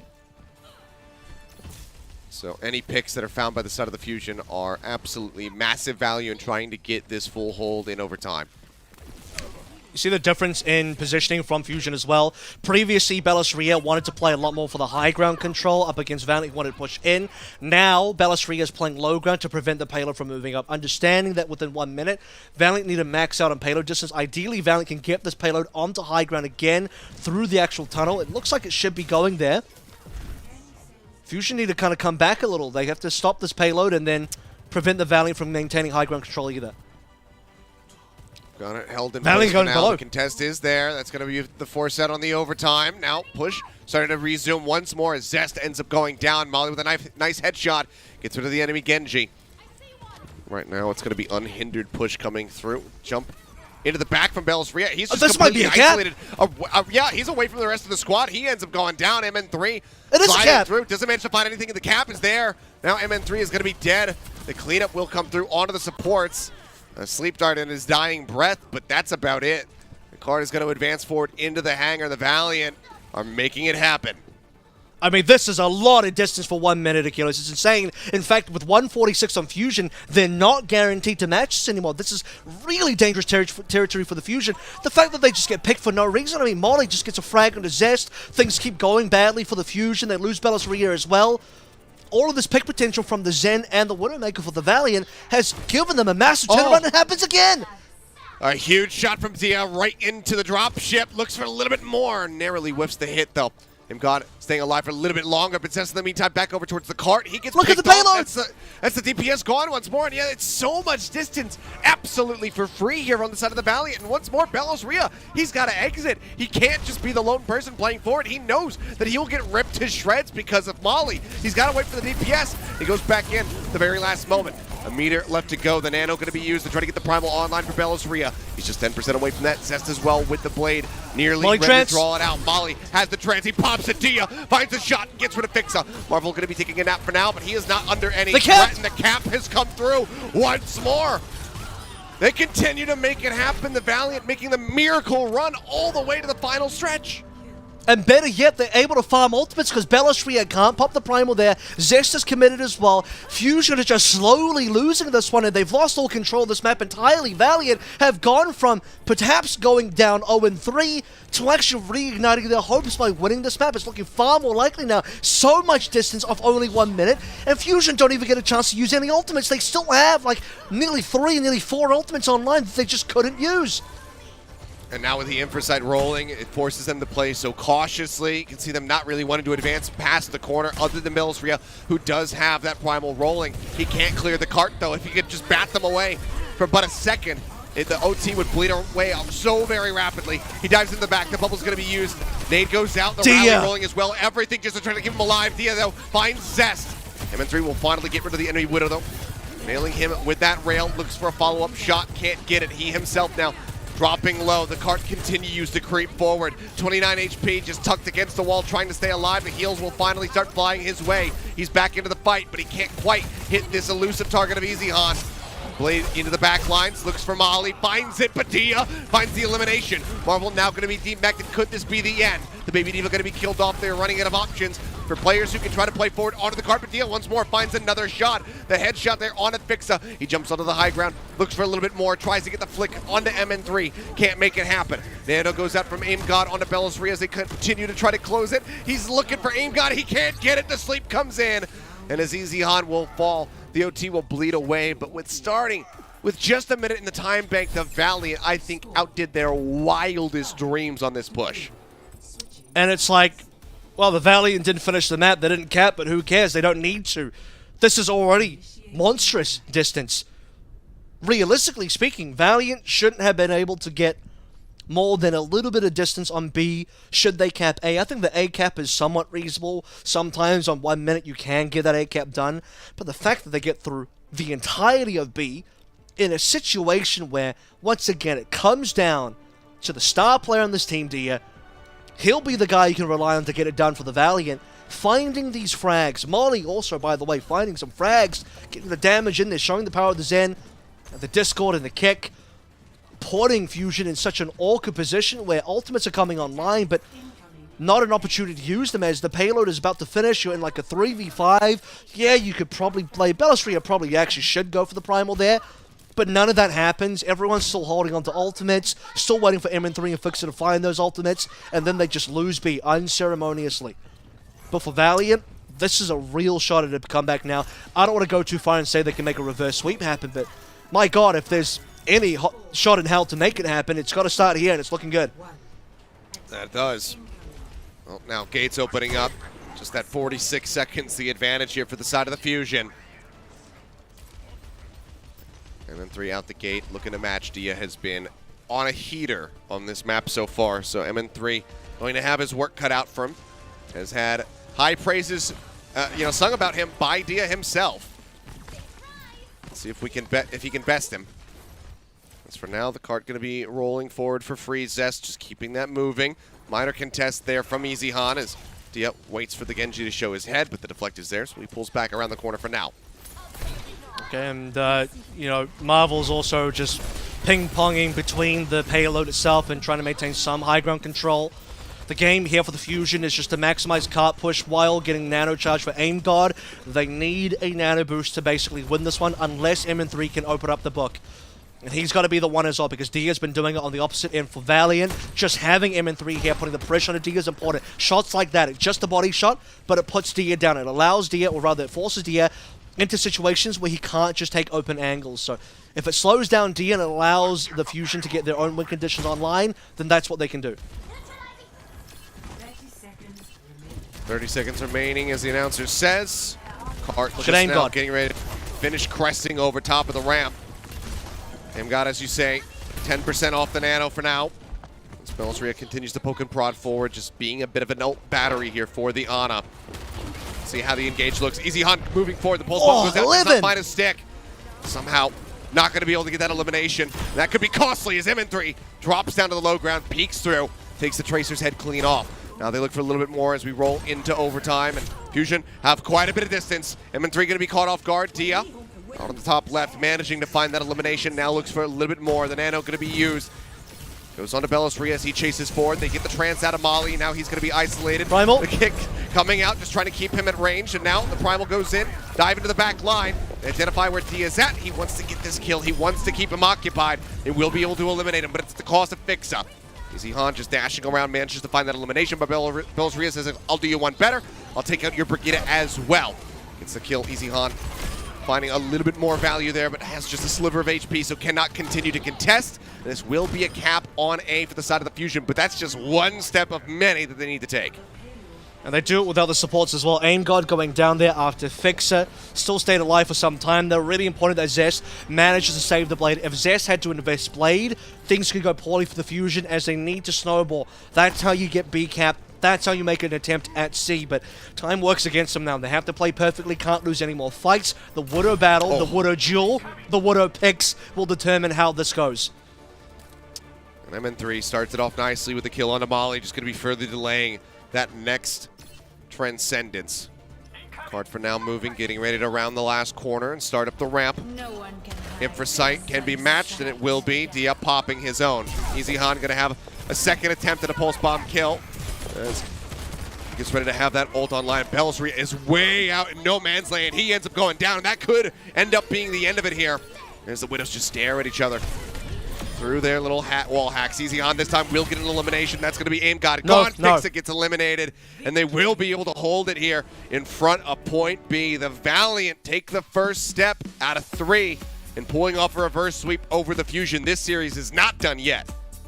And just remember, you know, the LA Valiant have a history of going deep in a series. They are not to be bested in 3 Swift maps, right? They want to take this further, and, you know, they've been to many map 5s. I think they've been to more map 5s than even Shanghai Dragons have. So, it's not going to be an easy one for the Philadelphia Fusion if they want to win this one today. They did outclass the Valiant on our first 2 maps. It looked like they were outclassing the Valiant again on the attack, but small little bits and pieces there that you did see from the Valiant working out, slowing down B, slowing down C, eventually winning fights on C, and then obviously when you look at the time bank offense, they're so brilliant. Dia carrying the majority of the way alongside Molly to give them an opportunity to win this map, and they do it. A battle of the Widowmakers that Dia can walk away from with his head held high. They still have their work cut out for them, though, as we get ready to go into New Queen Street for push. That is going to be coming up after the break, and we'll see if the Valiant can continue this Cinderella story reverse sweep when we come back, so don't go anywhere.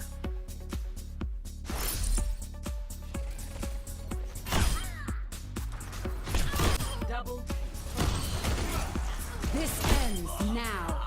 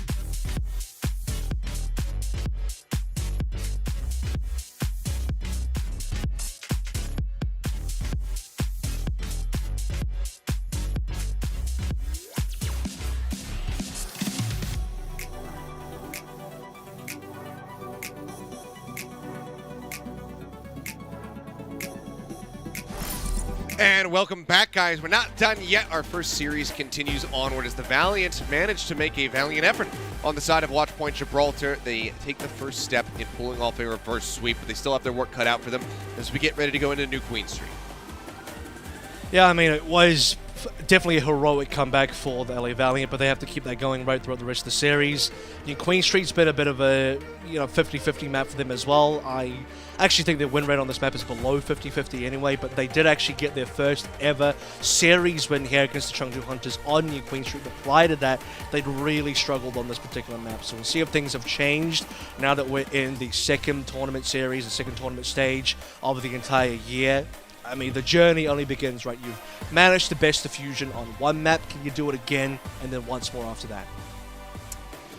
That is the question, and we'll have to just only wait and see, because there are going to be some substitutions from both teams. I don't think anything necessarily on the side of the Fusion that would be too puzzling, but Dia, even with his incredible Widowmaker performance, are going to be swapping Innovation back in, likely to play the Tracer you would expect. I mean, we'll have to just wait and see, I suppose. And then Sashin as well, going to be rejoining, taking over for Marvel. So does this mean that we get more Zarya on push? I hope not, because if you get Zarya here, then Bellastria gets a very easy matchup with the Rhine. He instantly can go and lock that Rhine, and this can basically only go one way. I think Sashin's best hope here is to go towards the Doom, hope for a Doom 1v1 kind of matchup with Bellastria also matching the Doom, and then things will look okay from there. That's basically Sashin's two options, Doom or Zarya. Would not recommend the Zarya. Sigma should really be in the conversation here as well, but I'd like to see Sashin engage with that. Otherwise, I think Valiant's preferred Sigma player might actually be Marvel, and if they want to do that, they should keep Marvel in. I think maybe they should just keep Marvel in anyway, but No Hill's got better ideas here. Leaving Dia out is interesting, but I think it's because they really want to bank on EasyHan as the premier Sojin player for the team, and Innovation being the, I guess, designated Tracer player, which leaves Dia only on the maps where he can come in, snipe on the Ashe, on the Widowmaker, and New Queen Street is not one of those maps. Yeah, certainly not. Maybe with a couple more iterations of the beta patching and whatnot, maybe then we'll see the snipers become a little bit more viable on push, but for now, widely going to be absent, so Dia makes a step away, and somebody who's often in the conversation when it comes down to snipers, but not so much this season, is Carpe. Obviously makes his return, because this has been kind of the standard set plays that we've been seeing from the Fusion. He comes back in for the push maps. And for the Sojin especially as well, I think people had questions about who the primary Tracer play was going to be for the Fusion in the preseason. Zest is the answer there. MN3 also does play a reasonable amount of Tracer. Carpe has in the past, but right now, Zest is for sure the designated Tracer player of the team as we move away from a Genji meta, although we did see some Zest Genji. Genji's not really flavor of the month anymore. Now that the backline's much harder to kill, Zen's super buffed up, Bap's hard to kill, Briggs always been hard to kill for Genji. It's just not super viable for Genji to do what he did in the kickoff clash. Zest will be pretty much only playing the Tracer, you'd hope at least, on this particular map now.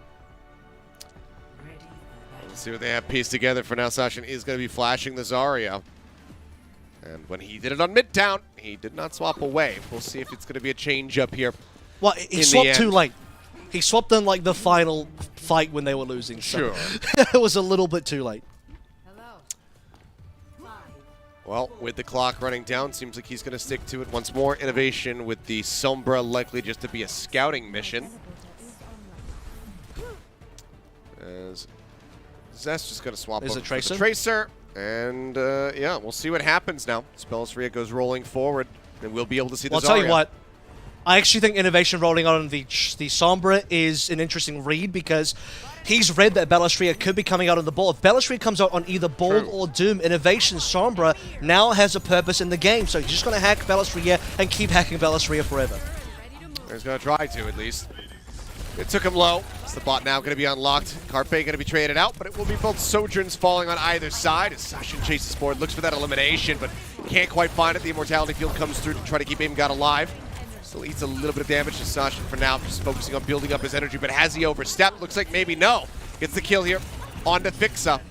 Looks for a little bit more energy right here in the middle, and Sashin will be able to pick up a couple kills and start surging towards this graph. Already halfway there, and now it's going to be progress on the bot for the side of the Valiant. I mean, he's not punished on this pick right now because, well, the Ball isn't going to be the hero to punish the Zarya at all. In fact, Valiant on the back of Innovation Sombra, which I still don't think is a fantastic hero, but at least has a purpose versus heroes like Balestria's Ball, allows the Valiant to start getting some reasonable progress, 23 meters and counting, looking for some ultimates. Zest will have the first one.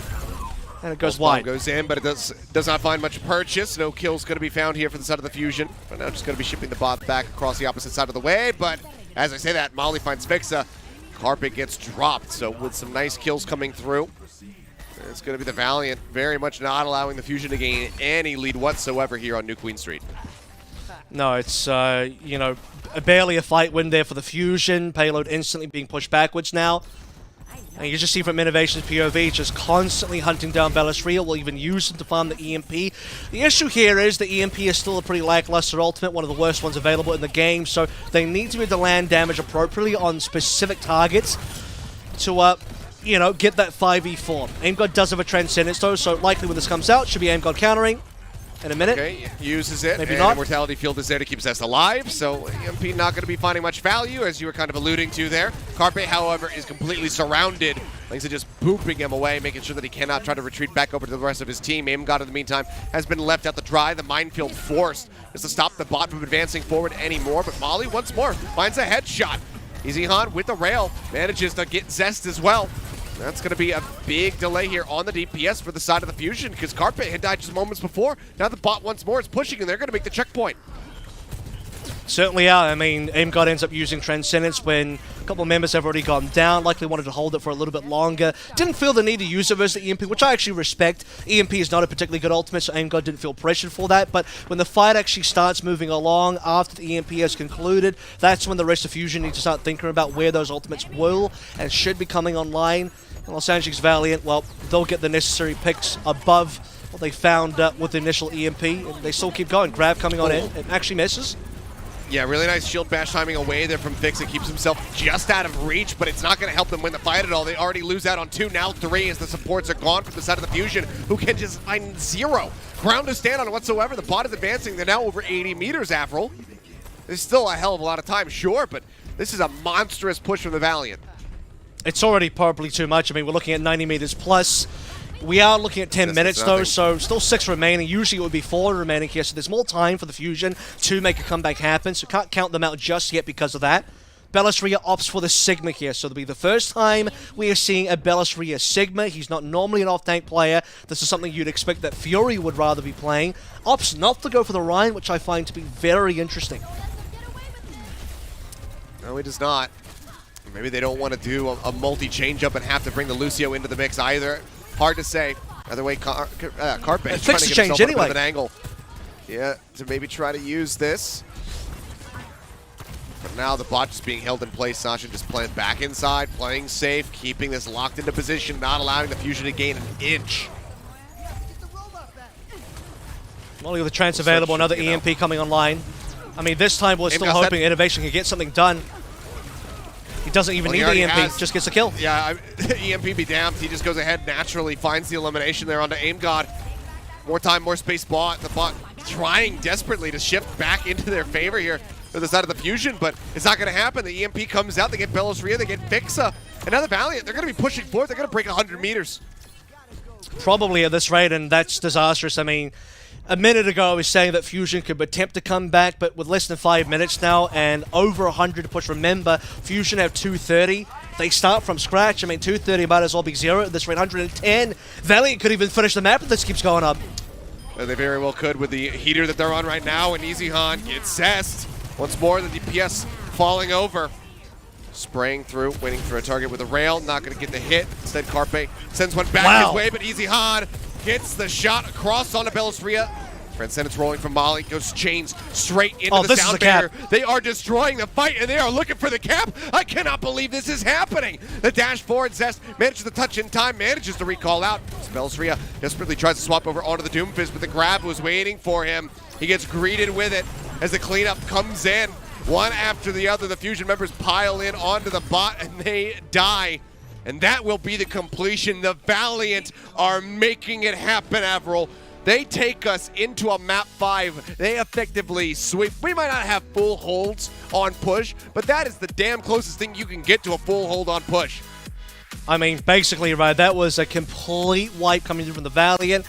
I still don't think the Zarya is a great pick, but it was completely unpunished by the Fusion. Their response was to play a ball that eventually swaps into a Sigma. They're already about 100 meters behind at that rate.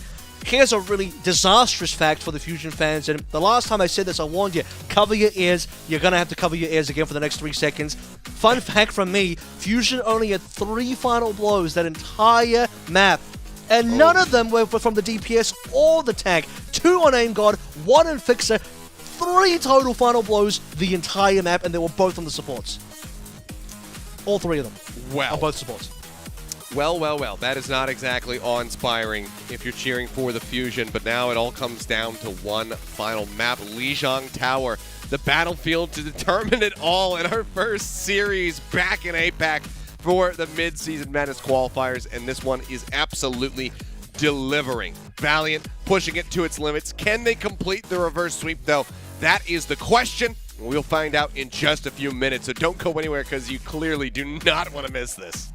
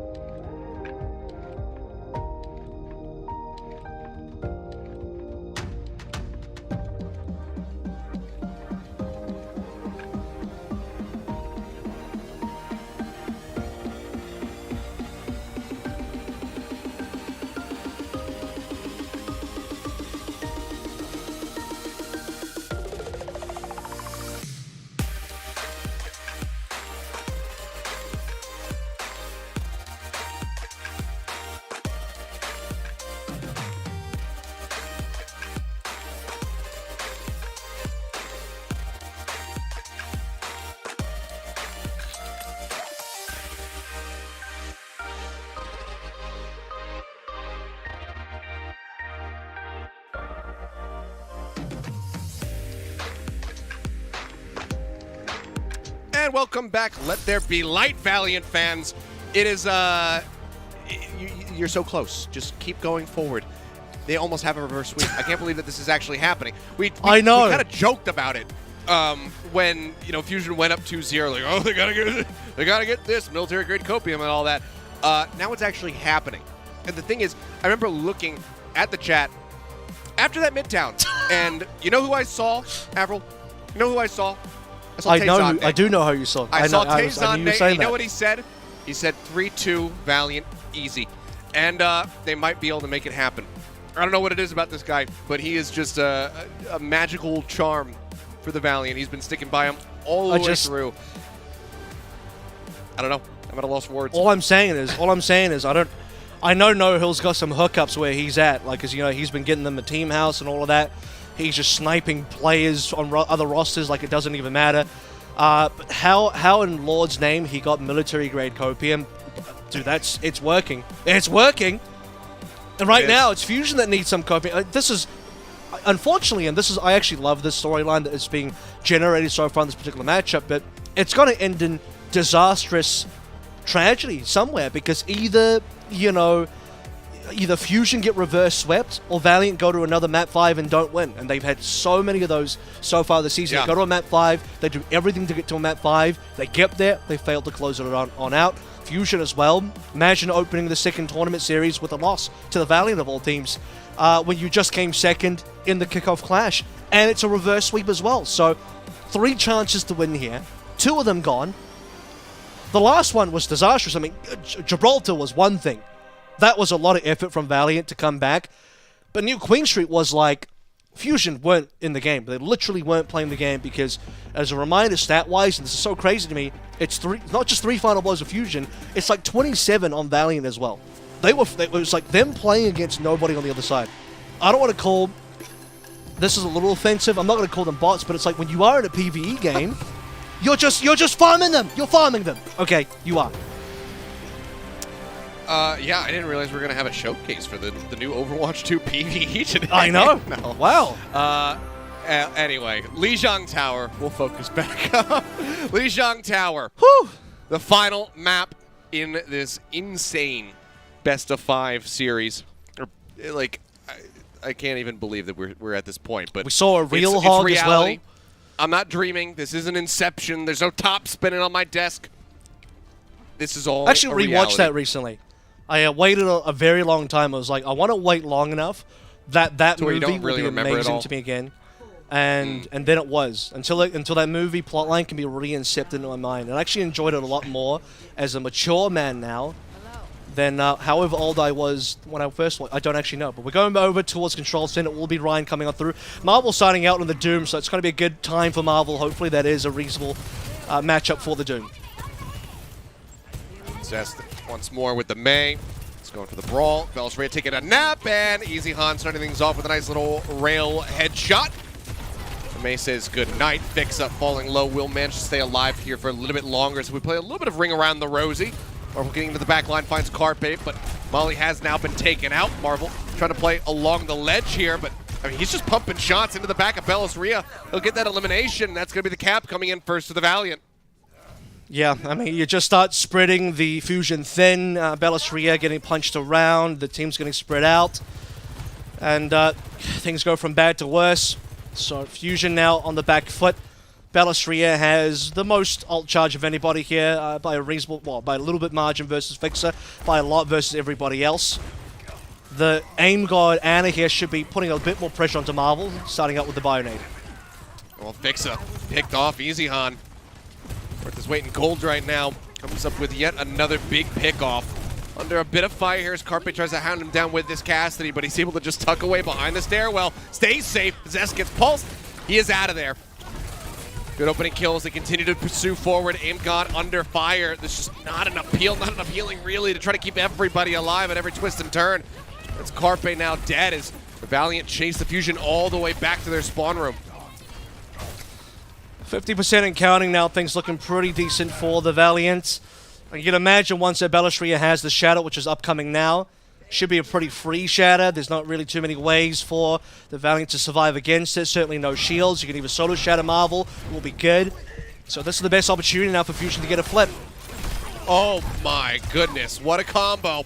The punch in, they isolate Carpe, they're ready for the kill. Beltria does manage to spare their blushes just a little bit by taking out Easy Han, but as I said, that innovation just gets on top of Zest, and there is no DPS left in this fight.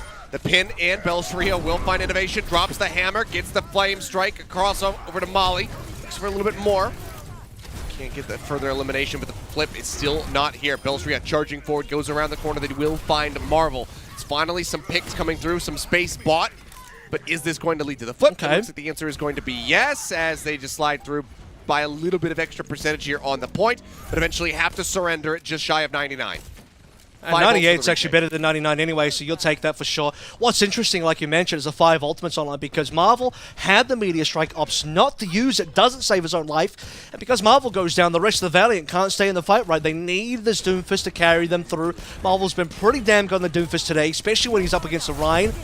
Now he gets the Nano. Great boop. Really nice boop. That's going to be the Deadeye into the back line. He'll put the fist up, try to stay protected. Now the Meteor Strike comes down. He's looking for a prime target. Dives into the back. It's a decent amount of damage there onto Aim God. Zest in the meantime going to be eliminated. And Easy Han is starting to go off. Comes around the back. He's got the rails rolling.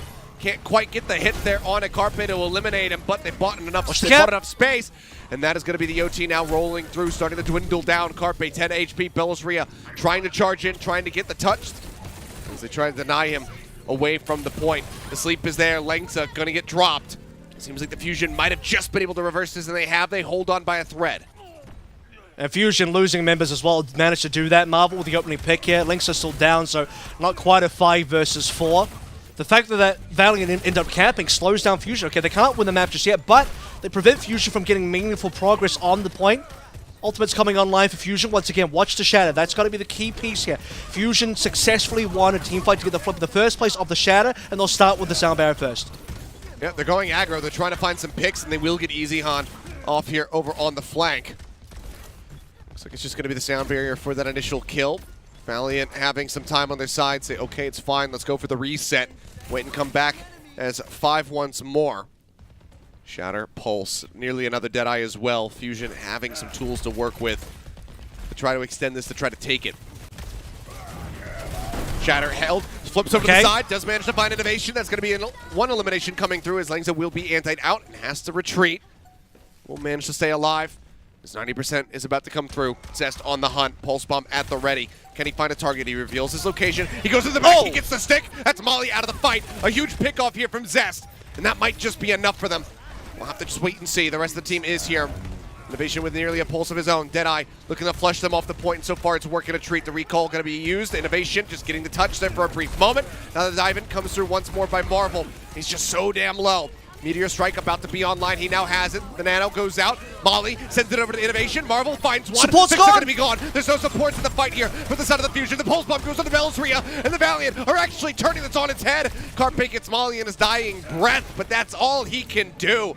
The cleanup is there. Zest is the only one left standing, and he cannot touch. Had to recall out, and the Valiant will rug pull against the Fusion here in the first round. Control center is theirs. And it looked like Fusion had the turnaround. They were so close to coming back in. They got towards their own 99. Bellistria's Ryan started to find some good value. I mean, it was looking good for the Fusion. We were at a point where, by the way, Carpe channeling the Deadeye.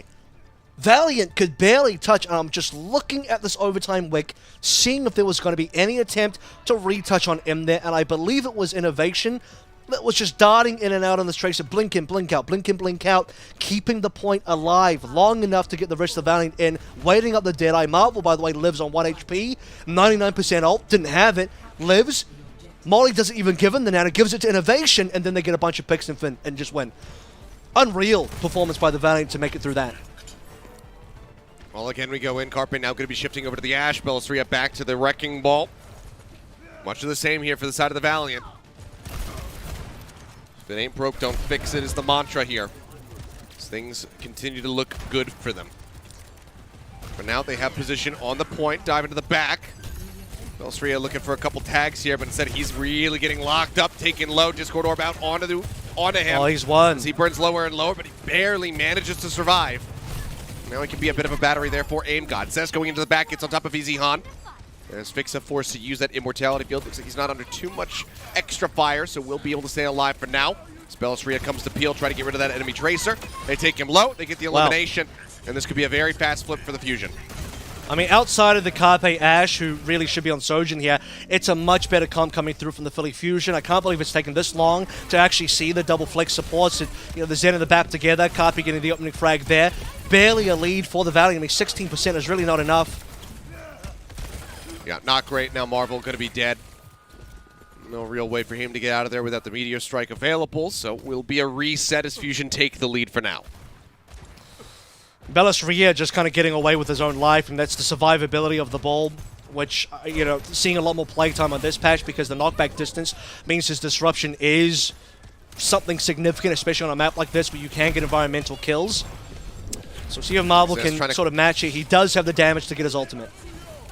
Tries a quick reply there on the dive in from Marvel. Doesn't get the stick, though. Doesn't find too much damage. Valiant make their way onto the point. Now it's going to be a Transcendence to start as the window gets popped by Fixa, and Imgod ends up going down. Easy Han finding the elimination now with the Immortality field cleaned up. Fixa will fall as well. That supports out of the fight. And Fusion looking like they may just end up losing this here, and they will. Just need to clean up here on Abellis Rhea, who is trying to make his exit. No, never mind. He doubles back. He wants to get that next minefield available. By a couple extra percentage, they get up to 59. The Valiant retake, and now they've got 4 ults to try and hold. And that's right. They have 4 ultimates because they didn't have to spend in that last fight. They just got frags, right? I mean, it was coming down to Easy Han finding picks of the rail gun. The rest of the players as well throwing in damage. Molly got a couple towards the end there as well. He's the only one on the Valiant that doesn't even have an ultimate. Shouldn't take too long for Valiant to catch up in terms of percentage here. Yeah, I mean, a good use of the trance. They did have to pop it just to get things going. Now the Bob going to go forward, trying to keep things contested. Bellis crashing in. It's quite a bit of damage there onto Molly. He'll be grateful for the green HP coming in from Malenx's rally. Very much keeps him alive and in the fight, but Bellis needs to get topped up. Easy Han now just trying to duke it out. Alongside Carpe, still holds on to the ult. And now we'll pop it, slides forward, tries to cut them off, throws the nade down right here into the doorway. Transfer Mame God is nullifying a hell of a lot of this damage though because he just can't quite get the headshots to connect. 2 kills going to be found from the side of Fusion, but it's answered back by 2 from Marvel. Picks up Mame God, picks up Carpe, ends up falling. Marvel is just doing everything How right many now. is this? He gets Fixa. That's going to be 3 for him. The Immortality field obviously not quite going to count, but now here he is on the point, still relatively healthy. So is Bellis Rhea. He's got Zest to try to back him up. Marvel has to make his exit, but he's straight back into the fight. He keeps this point contested. He does not allow the flip to come through, and now he gets the kill into Bellis Rhea. The minefield comes down. They'll just reroute. The flip is there for the side of the Fusion, but for how long, I do not know. Punch in the corner. Zest narrowly manages to make it out with that recall. Keeps himself alive as Marvel once more turns his sights over to the greater share of the Fusion team. Pushing out here onto the walkway, looking for a target, turns back around, punches Bellis in the mouth, and the flip is there for the side of the Valiant. They managed to clear the point long enough. They're back in control, and it's 90% of the board. No supports for Fusion at all. Bellis Zest Carpe cannot get healed. Zest probably has to go for the touch, or maybe Bellis just flies on through, but this is Dire Straits Valiant, so close to getting the reverse sweep. Fusion is slipping away. Molly's got the Transcendence. The Meteor Strike is there. The Pulse Bomb could open up everything here for the side of the Valiant. The Fusion need to retake it, and then you need to win out so many fights from there. Molly throws the Trance down. Carpe is eliminated. Marvel staying alive, takes the Meteor Strike out to safety as well. He's going to be eliminated, but Molly, as soon as the Trance ends, he manages to find one, but Innovation not able to do enough. The Bob outzests with the Pulse Bomb. They find some eliminations. They clear the point. The Fusion are not done yet, but they had to throw everything in the kitchen sink at this point to get it. Oh my god, okay, the Bob did actually come on out. I thought it might have got cancelled. That can happen if Carpe dies straight away, but Bob will actually get the kill onto Molly there, so plenty enough for Fusion to still stay in this one, and now we go back to another 99 for both sides. We've seen this before. Valiant clutched it out on Control Center. Can they do it again? Here comes that rally from Link, so it's the only ultimate across all 10 players. Easy Han is not far off, though. You can see he is building him up rapidly. He tries to go for the right click, cannot get it because Molly has already taken out the kill. Aim God now dead. 3 members, 2 now left alive from the side of the Fusion. I think the Valiant may have just made it happen. The flip has come through. The OT is dwindling. Zest is eliminated. Nobody can touch. And oh my goodness, the LA Valiant will pull off the reverse sweep here in the opening match of the Midseason Madness qualifiers. They go down 0-2 in devastating fashion, mind you, on Midtown to the Fusion. but they buckle in. They manage to make it happen. Fight after fight, twist after twist. The Valiant did not relent. Wow. They now have a second win under their belts. 1-2, buckle my shoe. Valiant, 2 down, doesn't matter. Everyone just crowding around Linkser as well. Easy Han would be there, but he's currently in Korea. And the rest of them, I mean, it took a gargantuan effort from everywhere. I feel like this started with DS sniping his mind out with the Widowmaker earlier on, and it ends with Marvel carrying through. What a phenomenal fight. If you remember that fight, Marvel gets like 3 kills on its own. He's like the only one alive, by the way, and he just solos everywhere. He's just like, we're not going to lose. We're not going to lose. We're actually not going to lose. It was monstrous. So, it was, and then they didn't. And then they just didn't. Wow. completely and utterly monstrous. I mean, a solo clutch like that, it's been so long since I think I've seen that crazy of a solo clutch. I guess Prophet, I guess, was the one versus Shanghai. I guess that was technically the last one on Gibraltar or whatever map it was. Maybe it was Ilios, actually. I guess that was the biggest monster clutch that I've seen, given the stakes were higher. But, I mean, Marvel, good God. That performance at the end, if anybody had any doubts about him getting picked up, they can be abated. You know, he had some silly moments on the Doomfist in the first map, but boy, did he learn how to play it again after that. I mean, it was only silly on the very first round as well, because it's, you know, that's not the best round for Doom. I think map design-wise, super open, you're going to get poked out. It was silly business for not just Marvel, but the entire LA Valiant, I'd say, on the first 2 maps. But when you move on through, you go to Gibraltar, things start looking different, and to me, you cannot ignore New Queen Street. What an entire blowout from this Valiant squad versus Fusion on that New Queen Street map as well. And you have to credit the fact that, okay, Marvel wasn't even there, so it's not even just about Marvel today. Sashin also able to use that Zarya to, I guess, good success. I'll still, you know, have the caveat that I don't think Fusion punished him, but it is what it is. They capped out. That's rare. It happened. We only needed 6 minutes. One other player, though, because we talked about a bunch here that we have to highlight, ends up being Molly, who receives the player of the match today for his performance on primarily the Zenyatta. Again, things looking very slow in the first 2 maps, but when Molly gets off the Ana, which, I don't think... things are weird here, you know, once you saw the Zen come through, it was just so much better for Molly. You have to be using the Zenyatta. It is so strong on this patch. Ana got nerfed. Not great nano targets that first map. We saw the comp again. It's basically you have to nano Doom Marvel or nothing happens at all. Once we started to move away from that, Molly's had so much damage up, so many frags. One of the key moments I remember Achilles was on Gibraltar again. That's the key map here for me, the turnaround, when Molly just kicks Zest twice and ruins his entire nano blade off like 2 kicks. I mean, that's the power of Zenyatta. Yeah, it's massive. I mean, they have overhauled the little floaty bot, and now he is a force to be reckoned with in the hands of Molly, especially something that you need to fear. I mean, the guy was putting up incredible figures, both in damage as well as his healing. It was just regularly racking up these transcendences and holding them to, you know, be used in prime moments where it wasn't really going to waste. So phenomenally done by Molly. I think a much deserved player of the match. I think near the end, we could have made an argument for a couple different people, including Marvel as well, just given that final map performance. But Molly was there every single map. He was there the whole way through and played very consistently outside of, you know, again, we won't talk about Midtown. So yeah, very nicely done by him and by the Valiant overall. This has got to be an incredible feeling for the team right now.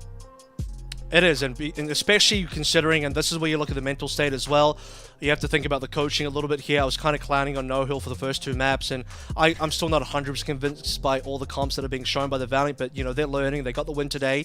But to go down in the fashion they did in the first 2 maps, remember, it was a 4-minute time bank from the Fusion on Midtown as well. So 2 pretty damn one-sided games, and to still have the mental capacity to make a bounce back, to get a reverse sweep for the Valiant, I think is incredible, because most teams would crumble under that type of pressure, knowing how far behind you were on those first 2 maps and the manner in which you lost. To then come back is something you can't scoff at for sure. Wholeheartedly agree. So yeah, I mean, they can hold their heads high and feel damn good about that win right there. But guys, we're going to go to a quick little break because I think we have a lot more to unpack given everything that just transpired. So when we return, myself and Avril will chat up this first series a little bit more, and then we'll get ready for the Dynasty versus the Hunters. So don't go anywhere, guys. We'll be back in just a few.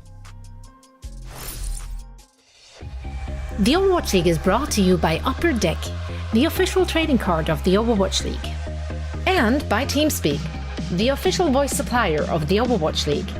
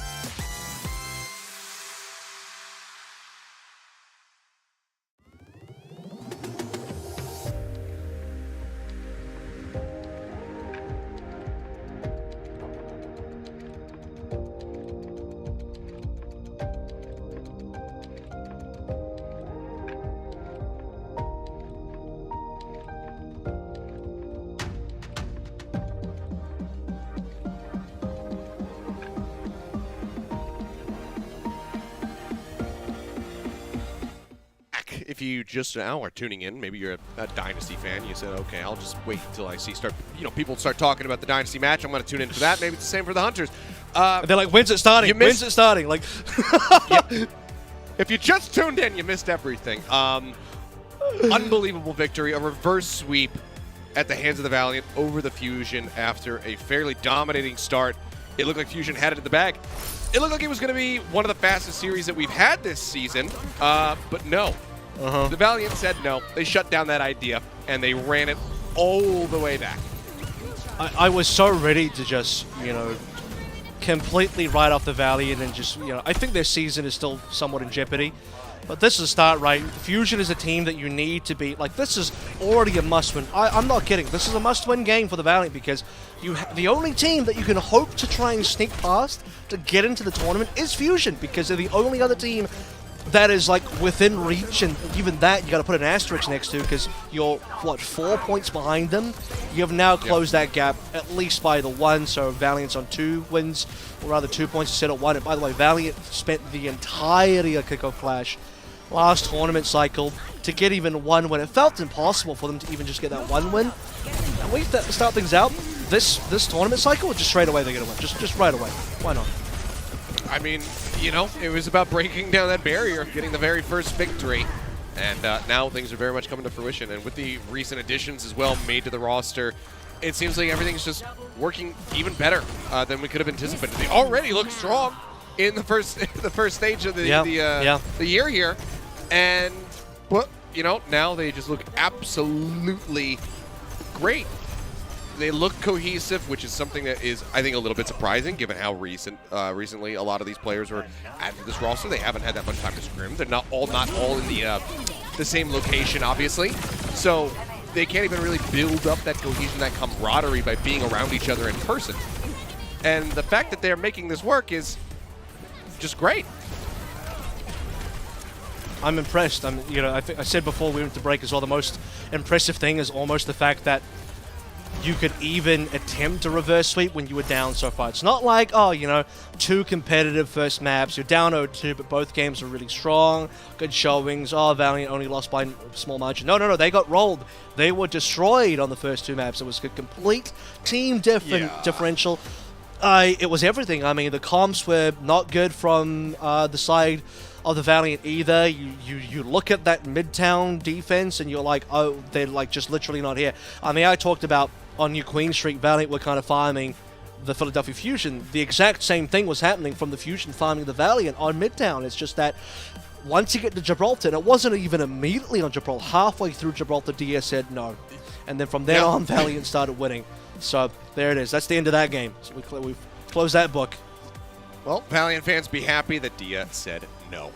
What a story, what a match. Any of your friends who might be sleeping right now or not tuned in, you got to point out to them this is a game to watch because, oh boy, what a run back it was. Beautiful to see and a very big boon for the future for the side of the Valiant.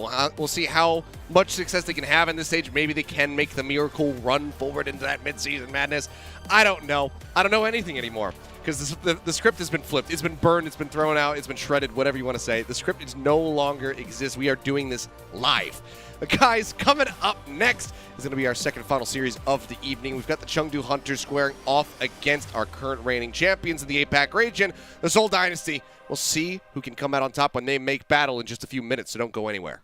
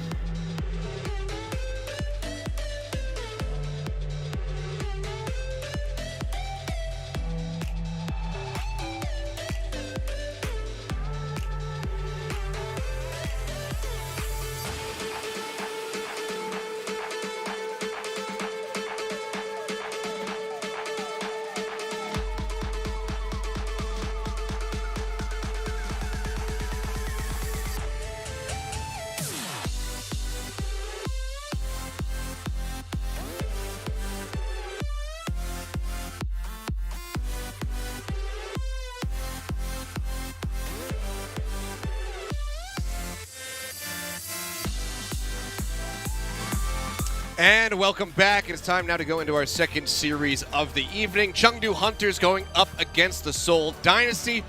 Hunters having a bit of a disappointing run at the beginning of the year here. Avril trying to get into the kickoff clash. Didn't really make it. Things went rough for them. They gave up a win over to the Valiant. Now they have to go against our current reigning champions in the Seoul Dynasty and see if they can try to turn their luck around, much like we saw the Valiant do versus the Fusion.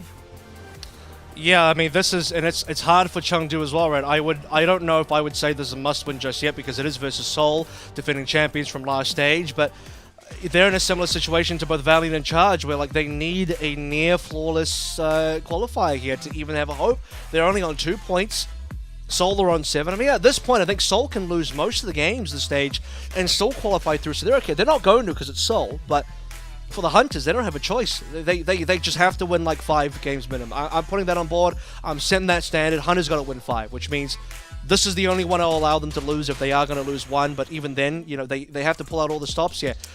Seoul Dynasty, they're comfortable, but I think, you know, they're definitely looking for the 2-time here, looking for the back-to-back here. And curious, Achilles, but Stalker's in as well. I was going to say, feeling comfortable indeed, as Stalker is going to be starting here for the side of the Dynasty. Prophet just having a little spin with his fidget spinner. Just hanging out, getting ready. This is how he gets jazzed up for the series. Creative gets massages, and Prophet just plays with the fidget spinner. And that's what allows him to is that his destroy people. Is that his little totem from Inception? Because I did just watch that recently. Oh, maybe. Do you think that's Prophet's totem? That's how he knows he's not dreaming. Spinning forever. He's stuck in a dream. It's a dream where he beat it's been a good the one. Shanghai Dragons and he won the tournament. It's a good dream, man. It is a good dream. That'd be a really rude awakening, though, if you woke up and you found out that was all in your head. But it is not. Or is it? It's not. But yeah, Stalker starting. We'll have to see how this looks and what he's going to be piloting. I think before we Tracer probably. Yeah, could be that. Actually, otherwise, no, Stalker could what he be showed us playing. before, right? Stalker could be playing the Sojin. Honestly, you'd expect. Yeah, there it is. You'd expect that Fitz would be playing it. However, it is not impossible that someone else could be in. And the reason why I say this is back in Contenders for Gen G, Stalker played a pretty wide range of heroes. This guy is definitely a bit of a Swiss Army knife in terms of his hero pool, much like Leave, who is going to end up being the Sojin play. Now, I have seen some gameplay footage on Leave on Sojin. I got to say, very impressive. The other thing that will help out the Chengdu Hunters here is that Gaga can play ball. Ball is back on the menu, fellas, and that means Chengdu have a chance. All right. Oh, hey, Tracer, thank you for saying that right after I did.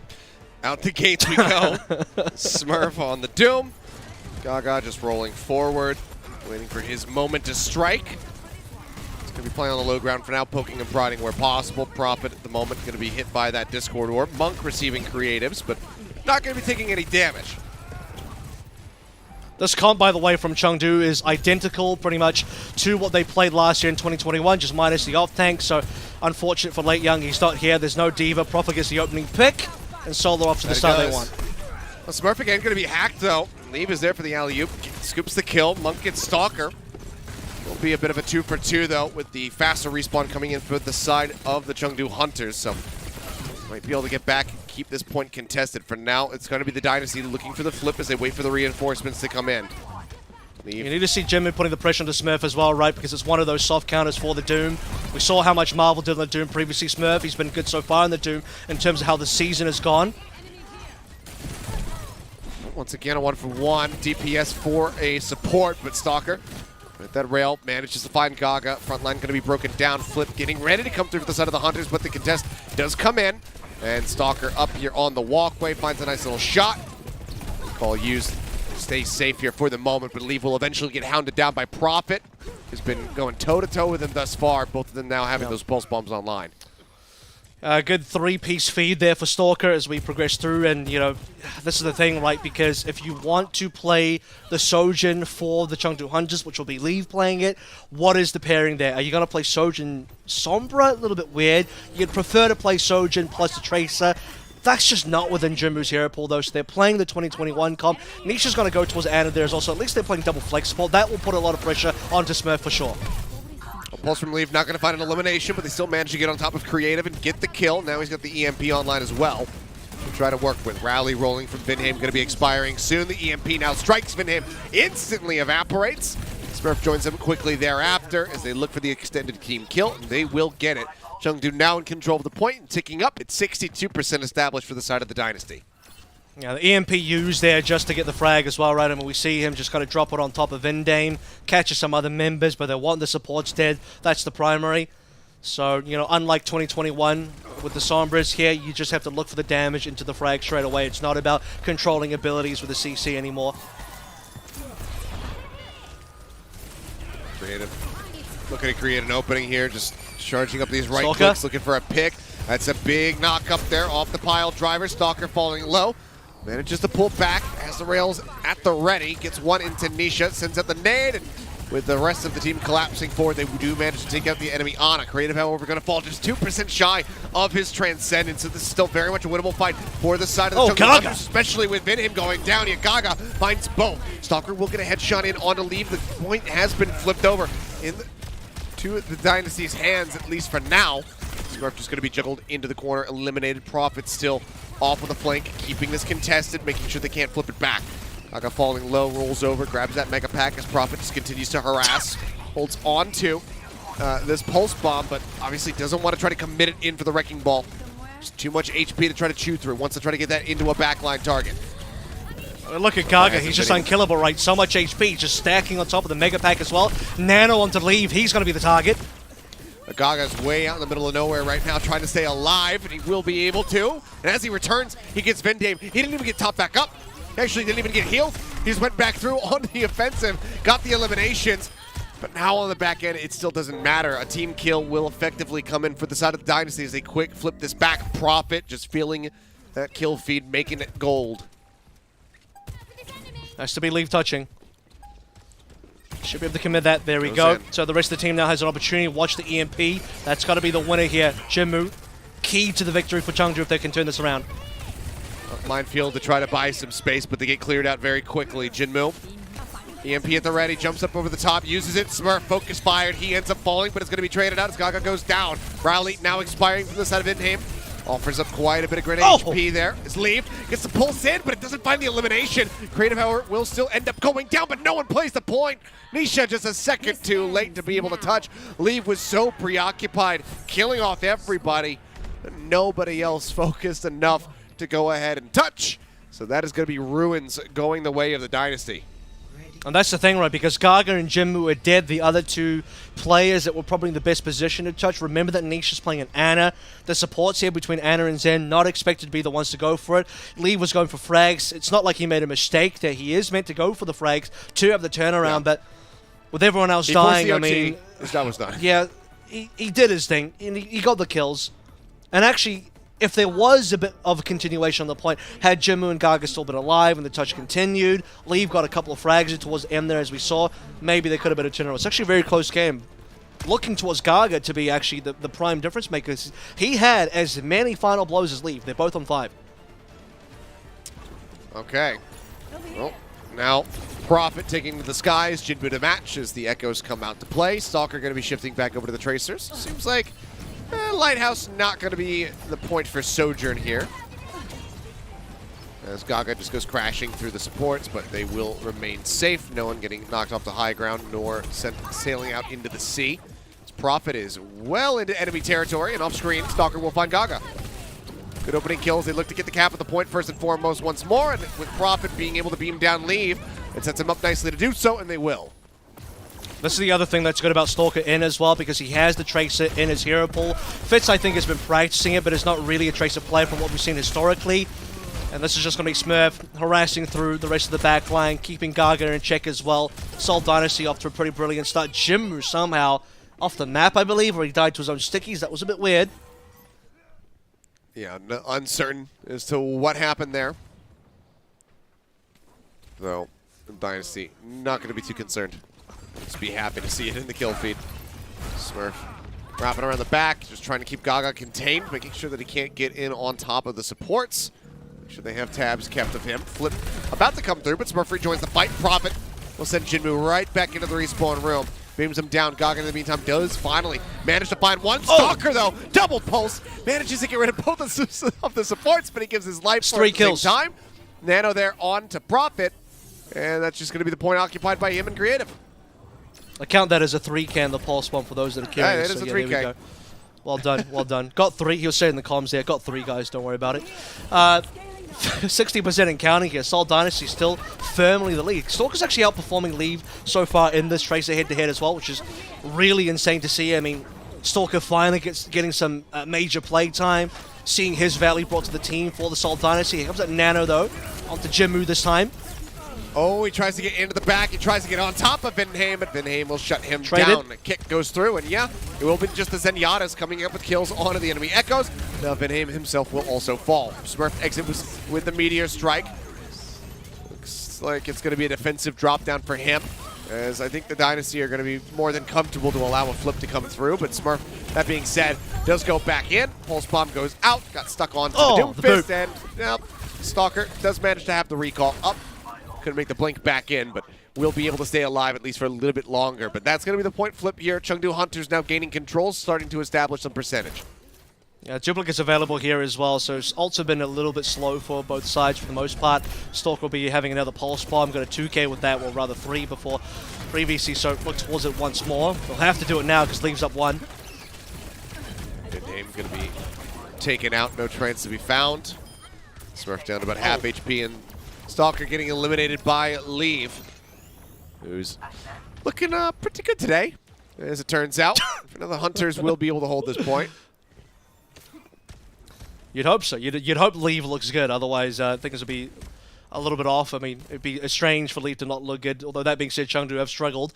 This should be a much better meta for them, so I dare say if Hunters can't quite get it done here, I don't know what they will do. Okay. Jinmu just gets on top of him, finds the elimination once more. Vinheim not being able to, or not willing to use the Transcendence in that moment, accepts his death. And that is the Dynasty giving up even more percentage here to the side of the Chengdu Hunters, who are now approaching that final fight territory.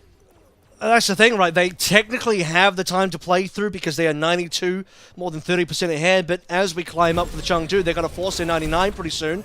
Leave will miss the pulse bomb. No one from Seoul has to use the ult just yet. There's Nano. Goes out onto Profit. Nano in response on the Jinmu just to try to keep him alive. Profit says, okay, I'll do this myself. Goes for the dupe, dives into the back. He's looking for the elimination here onto Monk. Well, he can't get it as a Tracer. He certainly can get it as an Echo. Follows up for a second elimination as well. The flip now starting to come back through here for the side of the Dynasty, and there's not much wiggle room left for the Chengdu Hunters. Gaga's still dead. Needs to respawn. This is going to be, once more, Leave having the touch. And he's dead. He's so dead. They knew he was going to go for it. That'll be it. Well, a great closeout. Clean and concise there at the end. Well played by Seoul Dynasty, identifying who was going to be able to touch, given that Gaga was still waiting to respawn. They pick off Leave, and they will take the first map 2-0. Not a bad performance by Chengdu, all things considered. I mean, contextually, they are going against the defending champions of the kickoff clash. We do expect that the Hunters are going to be an underdog in this series. As said, the Hunters probably have to win 5 games here in this qualifier. This is probably the only one they're allowed to lose. If they do lose, it at least looks competitive. I think that's the biggest takeaway from Hunters. They're playing some of their best hits. Jimmu gets to play the Sombra. Leave Tracer, you know it. Gaga gets to play the ball. That's obviously going to help the Hunters out a lot because I think Tank has probably been their biggest pitfall as far as compositions go. So maybe Hunters can do a little bit more. At least it looks okay for now. All right, well, we'll see how they fare as we get ready to move into Hybrid. It's going to be Kings Row coming up next. See if the Chengdu Hunters can try to engineer a turnaround here in the series, tie it up 1-1, or if the Dynasty will be able to get a nice little stretch lead. The action continues in just a few minutes, so don't go anywhere, guys. We'll be right back.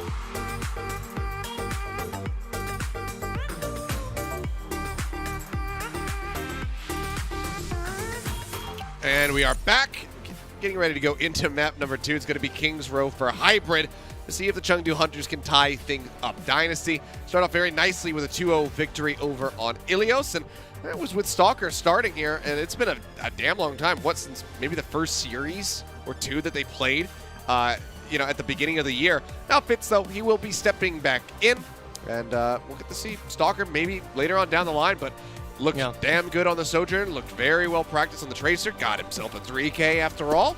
But yeah, even if it's not the Profits duo, if it's Prophet and Stalker, clearly still incredibly deadly. And I think that's the flexibility of the Dynasty now to have the third DPS that we never got to see last year. You'll remember, most people won't, and I won't blame you. They had Sabiolbi, but did they really? Because he never actually ended up playing a game. Here with Stalker, you kind of get to see what it would look like if a different Tracer specialist on the team got to play the Tracer and allowed Prophet to play something like the Echo, right? Because that's one of the other key heroes for Prophet. That's why Stalker comes in. Not only is he flexible enough to actually pick up the hit scans, like the Sojourn, but then also when Prophet needs to go Echo, that's when the Tracer comes through for Stalker, which is something I'd hoped Sabiolbi would have added to the team last year for Seoul, but that never ended up happening. But new Seoul, looking better than ever. They do get that map win. Chengdu made it very competitive. I do wonder, as we head through to King's Row, what's the response from Gaga? Because that's got to be the centerpiece of the team currently that you have to consider when you're building compositions. The ball is playable on A, but I don't think you can play the ball further than that on B or C, lest you kind of just, submit to having a weaker composition Is Gaga maybe going to be able to bring out a Rhine? Sigma has been pretty popular on this map as well in a solo tank meta, especially for this kind of current patch with the double flex supports. They're not using Daisy, who is otherwise an off-tank play, but Daisy's kind of like Sashin in that regard, where he's kind of just a Zarya one-trick, so I guess Gaga has to be your guy. You gotta rely on Gaga. Well, he had some nice moments there. Coming out of the Wrecking Ball. Let's see what they have pieced together for us, though, as we do get ready to jump into King's Row. We will get to see Gibraltar again no matter what. And we'll see if this one can go the distance as well. Have a full, just 5 map set between both of our matches. I'm all for it. We'll see if these teams are as well.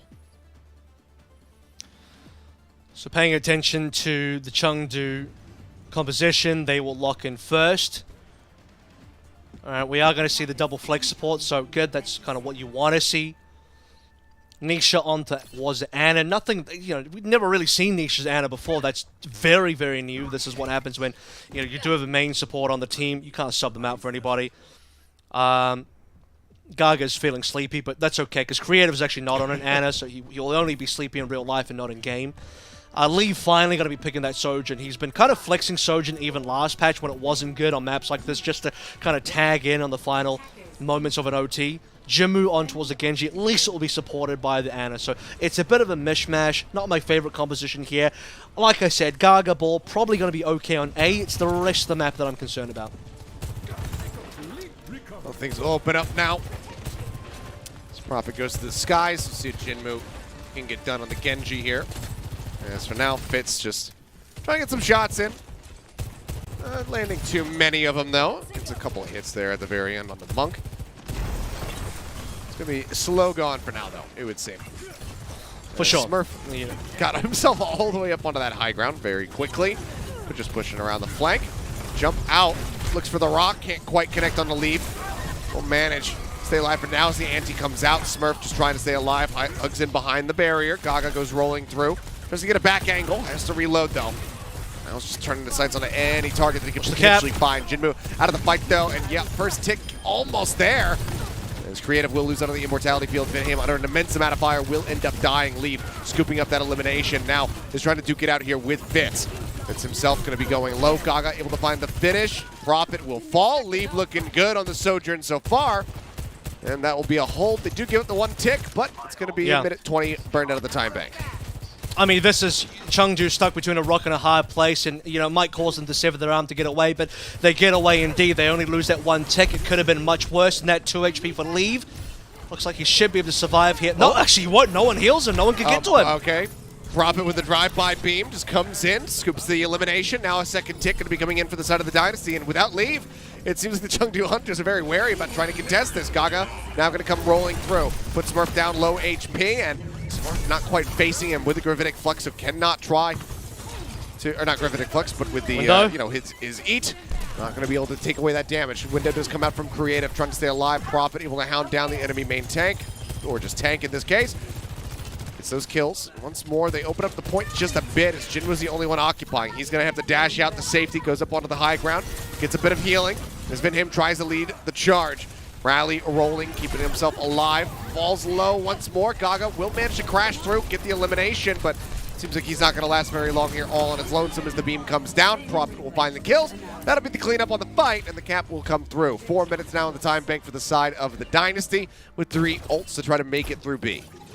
I was going to say as well, Chengdu did a great job staying alive in the Ultimate Hotel. This is several fights ago now, but still worth mentioning is that Seoul Dynasty, while we were kind of looking at how slow the initial approach on A was, they managed to completely surround the Hunters, take away all high ground. Then they come back, Leaves on 2 HP, couldn't get healed, didn't get healed, and Seoul Dynasty snowball off that 1 kill because they just play a player advantage. They're not forced to use any further ultimates. Lee would have loved to have overclocked in that last fight, but unfortunately comes back, both supports are dead. You're not going to convert an ultimate there.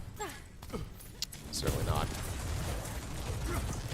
Well, now the cart moving forward, unable to be held at the archway there for the side of the Chengdu Hunters.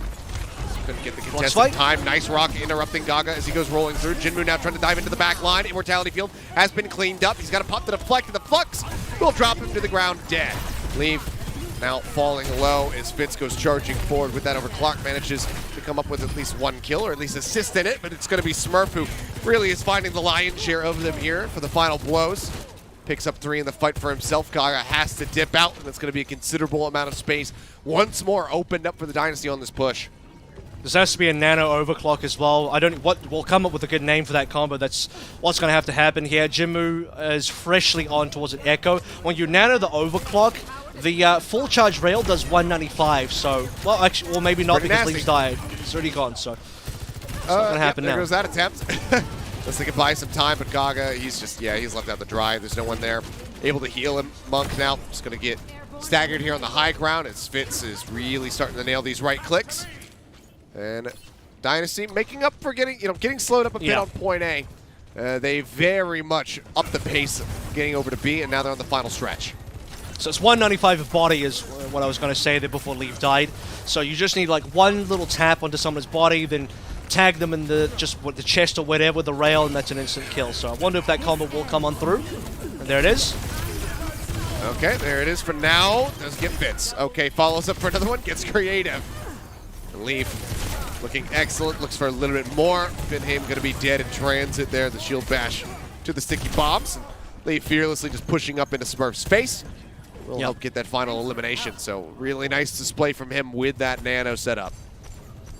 It's an underrated combo, not one that's been displayed too much because you don't often see Ana and Sojin in the same kind of combo here. Most compositions, based on what we saw in NA, would actually have a BAP in the position where Nisha's playing instead of the Ana, so not a lot of opportunities for this kind of nano overclock combo, but very powerful as you saw from Leave. Didn't even bother going for headshots because you don't need to. Yep, oh, and okay. How's that his name manages to get Smurf with that one? Must have been chipped away at. Prophet now is just out in the middle of nowhere. It does force the lamp as well, so putting that on cooldown. Creative trying to run away, and he cannot escape. This will get tagged up, and this is going to be a nice forward hold here for the side of the Chengdu Hunters. If they can maintain this, this could, obviously either prevent Dynasty from finishing the map or put them in a finish with, under a minute. And let's address something as well, because I did say that maybe Bolt wasn't going to be good here. It certainly wasn't good on B. Notice that Chengdu did get rolled on B, but the interesting thing about this position for Ball now is that the opening area does have high ground for Gaga to play through. Oh, but he is getting slowed up and cannot get out to safety. Leaf will find one as it's just going to be both Sojourn sniping some echoes out of the sky. Nice little synergy here between the two teams. Smurf holding on to the flux, waiting for his moment to strike. Prophet going to be on the way back, trying to rejoin. We'll see who the dupe target's going to be, but it could very well be 2 Sojourns for the side of the Dynasty about to be online with those overclocks. Well, here comes that flux again. This one entirely missed, unfortunately. So come down to Fitz now. Does not find anything, but Fitz is just going to be absolutely juiced up right now. Pushes the corner, gets Nisha in the head. Looks for a little bit more.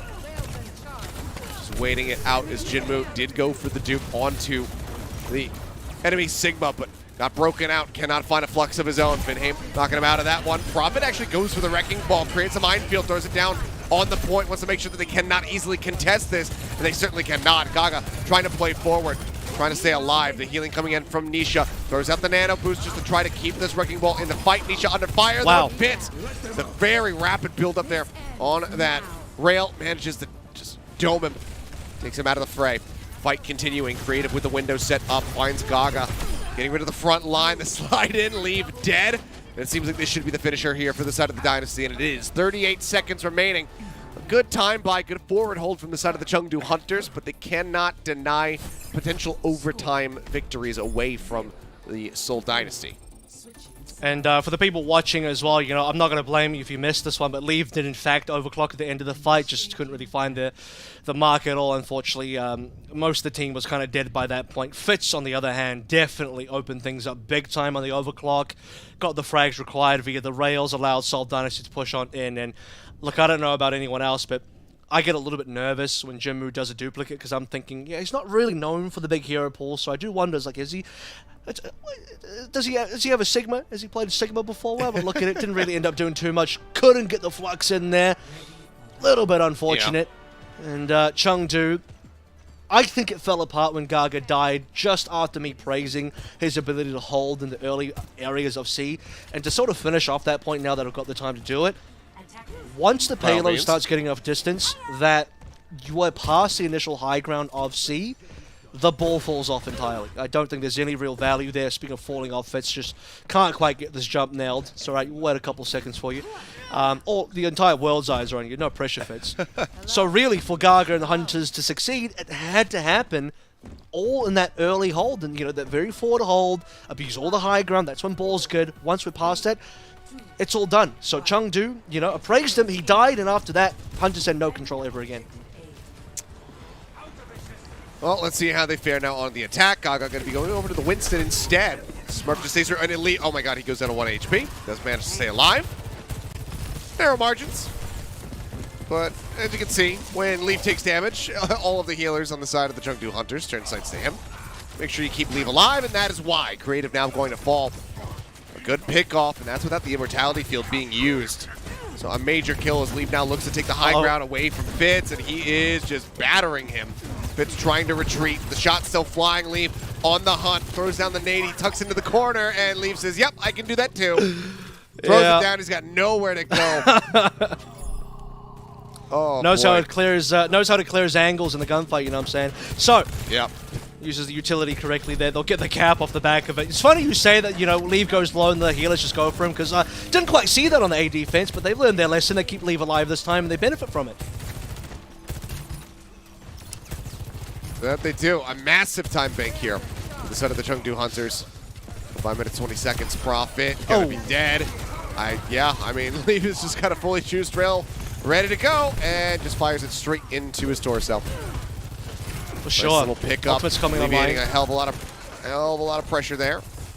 Profit going to be rejoining. Pulse bomb about to be there. We'll see if we can open things up here for the Dynasty to gain control of this cart and try to slow it up, because for now they're on the back foot. They are retreating. I mean, look at Nano, though. Nano Blade should be coming online as I talk about ultimates. It's Jinmu and Nisha that have to go use the combo together here. Here we go. Oh, there it is. Window comes down, and that support's out of the fight. Smurf can't stay alive. Jinmu slices and dices for 3. Fitz trying to retreat, trying to just slide his way out of there, but he cannot.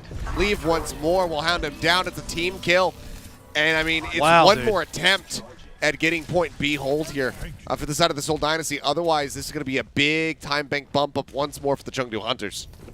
It's just good economical snowballing from the Chengdu Hunters. They don't really have to use, in fact, they don't use any ultimates to get A because they get it off of picks. Leave initiates that with the pick onto Creative. Then towards B, ultimates start coming online. Nanoblade is brilliant. Straight on top of the window, by the way, so the window's entirely counted. You can't use the window when Jinmu's in front of your face. This Flux has to be everything, but doesn't catch anything. And Monk will Transcendence anyway, just in case anyone did. Null and void either way. Fitz tagged low. Smurf as well. Focused with the Discord Orb. Has to pull away from the nade. 2.5 meters left to go as Leave. Overclock looking for some targets. The Immortality Field buys them some time. They get the sun out onto him. Fitz will find Nisha, but Jinmu comes up with Creative, comes up with Smurf. Fitz now, however, trying to draw this back into their favor. Needs to find a hell of a lot more, but Leave just snipes him clean out of the sky. Follows up for Profit. Oh yeah, it's just trap shitting here for Leave. Absolutely gorgeous tracking from him, and that is nearly 5 minutes for the final stretch. 5 minutes! It's beautiful tracking to you, by the way. That's the reference. 10 HP, though, Gilios. Leave was on 10 HP, and he still just outplayed Fitz. My goodness, that was something to behold. That definitely gave Hunters the ability to cap through. Fitz nearly with the heroics there to be able to save the point. What happened? 4:30 remaining now. Smurf trying to get it done on the Doom instead of the Sigma. They have a rally to play through, and that will be the only ultimate online so far as we wait for the Nanoblade again. Coming through from Jinmu and Nisha. Yeah, I don't mind it here.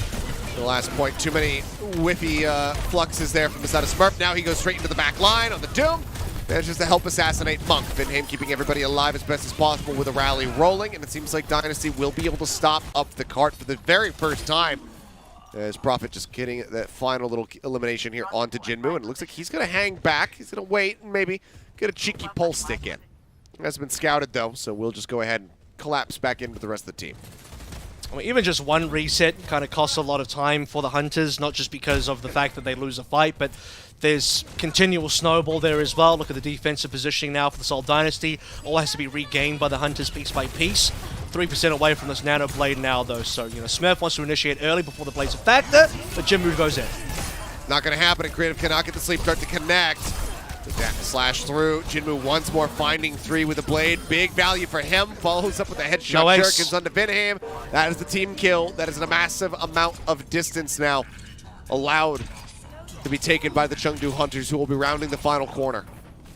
You just see the sleep dart sail through from Creative as well. Unfortunately, will not hit. Vindame now moving over towards the Zenyatta. Yeah, again, I think the double flex support certainly is the choice. It's taken a while for Seoul Dynasty to recognize that, but I'm glad they have at the final minute. Not quite the final minute for Chengdu, though. They got 3 of them remaining, so plenty more to play through. Yeah, and it's a massive hold to be asked of the Seoul Dynasty if they want to be able to win this map, but that's a good start. As Fitz will just go ahead, gets niche up, Gaga going down as well, so that will be the retreat, and that's another forward position that the Dynasty can potentially take if they want to replicate the success that we saw from the Hunters hold. Jinmu still harassing around the back, will eventually die. Cleanup comes in. Okay, important. I mean, you know, another good reset to slow things down, and again, it's not just the fight itself, but the momentum from the Hunters. They're not rolling through. Payload in a brilliant position, though, so Hunters can just focus on forcing high ground, getting that in their favor first. Minefield, by the way, for this final fight could be pretty important because with the payload so advanced, you just put the mines on top of the payload towards the end, and that will give you a lot of cap pressure. So watch Gaga for that as well as we head into double overclock. Who's going to have the better overclock? That could also define this fight. There could be a nano available for Fitz unless Smurf needs it. No, they will just go ahead and throw it on him as he jumps into the back, and that's going to be Leave taken out. Pulse bomb stick from Profit. Quick and easy. Pulls back around the corner before you even noticed. And he gets the kills here onto the supports. There's the cleanup. wait. And Jinmu. Oh, he just wants to escape, but Smurf says, hell no. Knocks That him was an right back accident. into the corner and then knocks him out. Yeah, it was. It was a happy little He accident. was going the for Dynasty. Gaga. He was going for Gaga, and he just finds Jinmu, and it's like, all right, we'll take it. You don't mind those at all, so that's The just... reverse came that's down, just, Mr. President, where Gaga dives out of the way and then Jinmu catches a straight Yeah. fist. Oh, boy. You love slash hate to see that. Oh, You hate to see that, though. Fitz just loses his ultimate. It's just gone. Yeah, just cut down to size. No chance of survival. Smurf going to be taking a nap for now. Let's get woken up as he jumps in on top of Leave. Leave trying to zone him out, but Vinhame is taking names. Cleans up both of the supports. Now it's asleep here onto Gaga. He gets pushed back. The cleanup is there. This is very realistically holdable for the side of the Dynasty. They're already going to do this in all likelihood with this a much better time bank. However, Nanoblade. That's the one area that Hunters have had great success True. on. So if it's not going to be the Nanoblade, it won't be anything. This will literally be the last attempt. Now, they will not be able to match the time bank Trance of the is Seoul available. Dynasty, but if they do cap, they will be able to get a situation where it's at least not a draw scenario. That's very important. So here we go. Jinmu, it's your time. Okay, the mines are there. Fitz is going low. The Transcendent's going to be held. The Nano Boost nearly online for Creative. Smurf under a hell of a lot of fire. Takes a Meteor Strike out to safety. Nietzsche going to be taken down as he drops back in. Profit with a Pulse Bomb. Not going to be able to find any kills. Now the Blade is going to be pulled. Sees that they're split apart. Vinhame No is already supports. eliminated. Looks for a target. Creative is going to fall. It's just Profit and Fitz left alive. Now just Profit. As the cart glides up, Profit comes dashing in. Smurf rejoins. The recall comes out. Profit right back into the fight as Vinhame swaps over onto the Lucio. Creative here. The Nano Boost at the ready, but he can't use it onto Smurf in time. He's going to go into Profit instead. And he's going to hope that he can clutch this out. Vinhame has fallen. Profit looking for some kills. Can't get any. It's going to be Creative and Fitz coming up with one apiece. And now it's going to be a minute to a minute and 38 as we go into overtime. Heroics from Chengdu. I mean, they lost both Monk and Nisha there, who come back on a Moira and Lucio, respectively. So 3 players, no supports, had to get it done, not take critical damage to die there. Jinmu, by the way, who you really have to credit on the Genji. I mean, I talk smack about him for some of his other picks, but Genji is certainly not one of the picks that you'd scoff at in terms of Jinmu. He was getting it done on this thing. He was rushing in onto Fitz's face, deflects a rail. I can't remember if it hit or not, but deflects a rail, just takes down Fitz almost solo there as well. Nano Blade somewhat comes on through. The Nano was deployed. He dashes into, I think it was Vindame who was on the Zen. Instantly, Vindame's like, I'm just going to trance this one. I can't even... I've died to this before. I'm not going to take any chances. Baits the trance out. Still has the blade. Pulls the blade. Gets one frag, but it's enough. Gaga gets the rest. Gaga then in the final fight, as the respawners from Seoul come in, gets a double kill. So, well done. Chengdu saved themselves here. It's 1 minute versus 138. And like I said, not a draw scenario because Seoul did not have more than 1 minute for their time bank. So, still winnable for on both ends. And we'll see what happens. Obviously, of course, this could still end in a draw if nobody can cap anything on A. That's true. That's true. When I say So, draw scenario, I mean it's like not out of the Chengdu cards can actually yet. still win. Yes. Chengdu have the opportunity with it. It's not like they can only draw here, so thankfully they have that going for them now. You remember the first fight here, attacking Wise, leave low, but then he gets the opening pick onto Creative, so that's how they won A previously. And if you can rely on these sort of rails to get... Okay, Smurf booped down, by the way. Okay, but Gaga going to be eliminated at that Immortality Field, finding an immense amount of value, keeping them alive while they were antied out. Healing note still taking a while to try to get stabilized, and Jinmu manages to capitalize. Takes out Fitz. Good opening pick for him as he continues to challenge the high ground. Just look at his zone, then back. Smurf going to be antied as well as he just 5v4. retreats through the hall. They touch the point, the dive comes in. Gaga joining here on the high ground. Creative on a fire, Smurf on a fire as well. And they will all just go tumbling down. The Chengdu Hunters are not done yet. They will not end this by being full held in OT. They will get this cap. A very important detail to notice there. Like I said, Smurf got knocked off the high ground, so it was the jump from Gaga. He leapt in, and somehow off the back of his landing from the shift, that was enough force from Smurf just kind of standing on the side. Maybe not too sure why Smurf was standing so close to Edge. Got knocked down. Further kills now coming through Achilles. This is going to be a bit of a snowball. Smurf will go down next. Oh yeah, headshot right there, point blank from Leave. It just continues to put up figures. Absolutely massive. I mean, Dynasty, they try to play forward to get the archway control, but they just get picked off one after the other. And this opens it up considerably here for the side of the Chengdu Hunters, as Prophet is now well into the back line. They're just zoning him out, trying to buy some time here for himself. Has the recall, sees the Mega Pack, dashes across, grabs it. I mean, Gaga's wasting his time. I mean, Dynasty somehow haven't cleared off the rest of the people from the cart. They're nowhere close to it, They need Gaga. Gaga's got Primal. I mean, Chengdu can't afford it. You're right, because Gaga's being cleared off the payload, but then again, Seoul don't force the fight, right? So who actually gets the better of that? Well, right now, it seems like it's going to be the Chengdu Hunters. Gaga comes back in. He finds Creative. Smurf's going to kill himself off, I would assume, with the left clicks. That added little bit of damage that can come through as Leaf gets right up into Vinhame's face and will find the elimination. And, I mean, is this... What kind of run is this? You know, they're making it happen. Is this Valiant? Is this Valiant? Gibraltar-esque. It's looking like it. It is. It's about the Cat B. They're about the Cat B. Is there going to be a touch or not? Doesn't look like it. So, like, hell, they're not there. That's going to be a C defense. How has this happened? 4 ultimates online. We got to go back to it. Gaga wasting his time chasing Prophet, but no one from Seoul actually initiating a fight, so it doesn't matter. Gaga comes back anyway, still gets a dive, doesn't even have to Primal. And now he's going to Primal for this final fight. I mean, they can get even more distance. He's got both supports in front of him. I mean, he can juggle them right there into the corner. The Immortality Field has already been used, and now Jinmu pulls the blade. He's going to find 3 once more. Every single time he draws his blade out on this map, he is coming up with 3 kills. Jinmu, Creative head I haven't traps. seen this consistency from his Genji in a damn long while, but oh man, is it delivering right here, right now. Down to the wire, Creative going to be swapping over onto the Ana Prophet, just 16% away from that pulse. He's building it up rapidly. Gaga blocking out the boulder with the bubble. Sleeve plays the corner, the overclock rolling. He's just trying to get some timing shots. And what is that? That had to have been a collat. He gets Creative, he gets Fitz. Prophet is dead, Smurf is gone, and Vinham can't do a damn thing. Absolutely unbelievable. As we will log a replay for your eyes. You better download that. You better download that. So that's a 1-minute push. And Chengdu finished the whole map in 1 minute. And then at the end, you're right. It had to be a collateral. Unbelievable. What else could it have been? I just saw 2 people come on the kill feed at the same time. Had to be a collateral. He just killed 2 people with 1 damn rail. I mean, my lord, what is this? How many times have we seen that in the Overwatch League? Maybe this is the first. I can't say that I watch all of North America, so I'm gonna claim that this is the first. It's definitely a first for APAC. So yeah.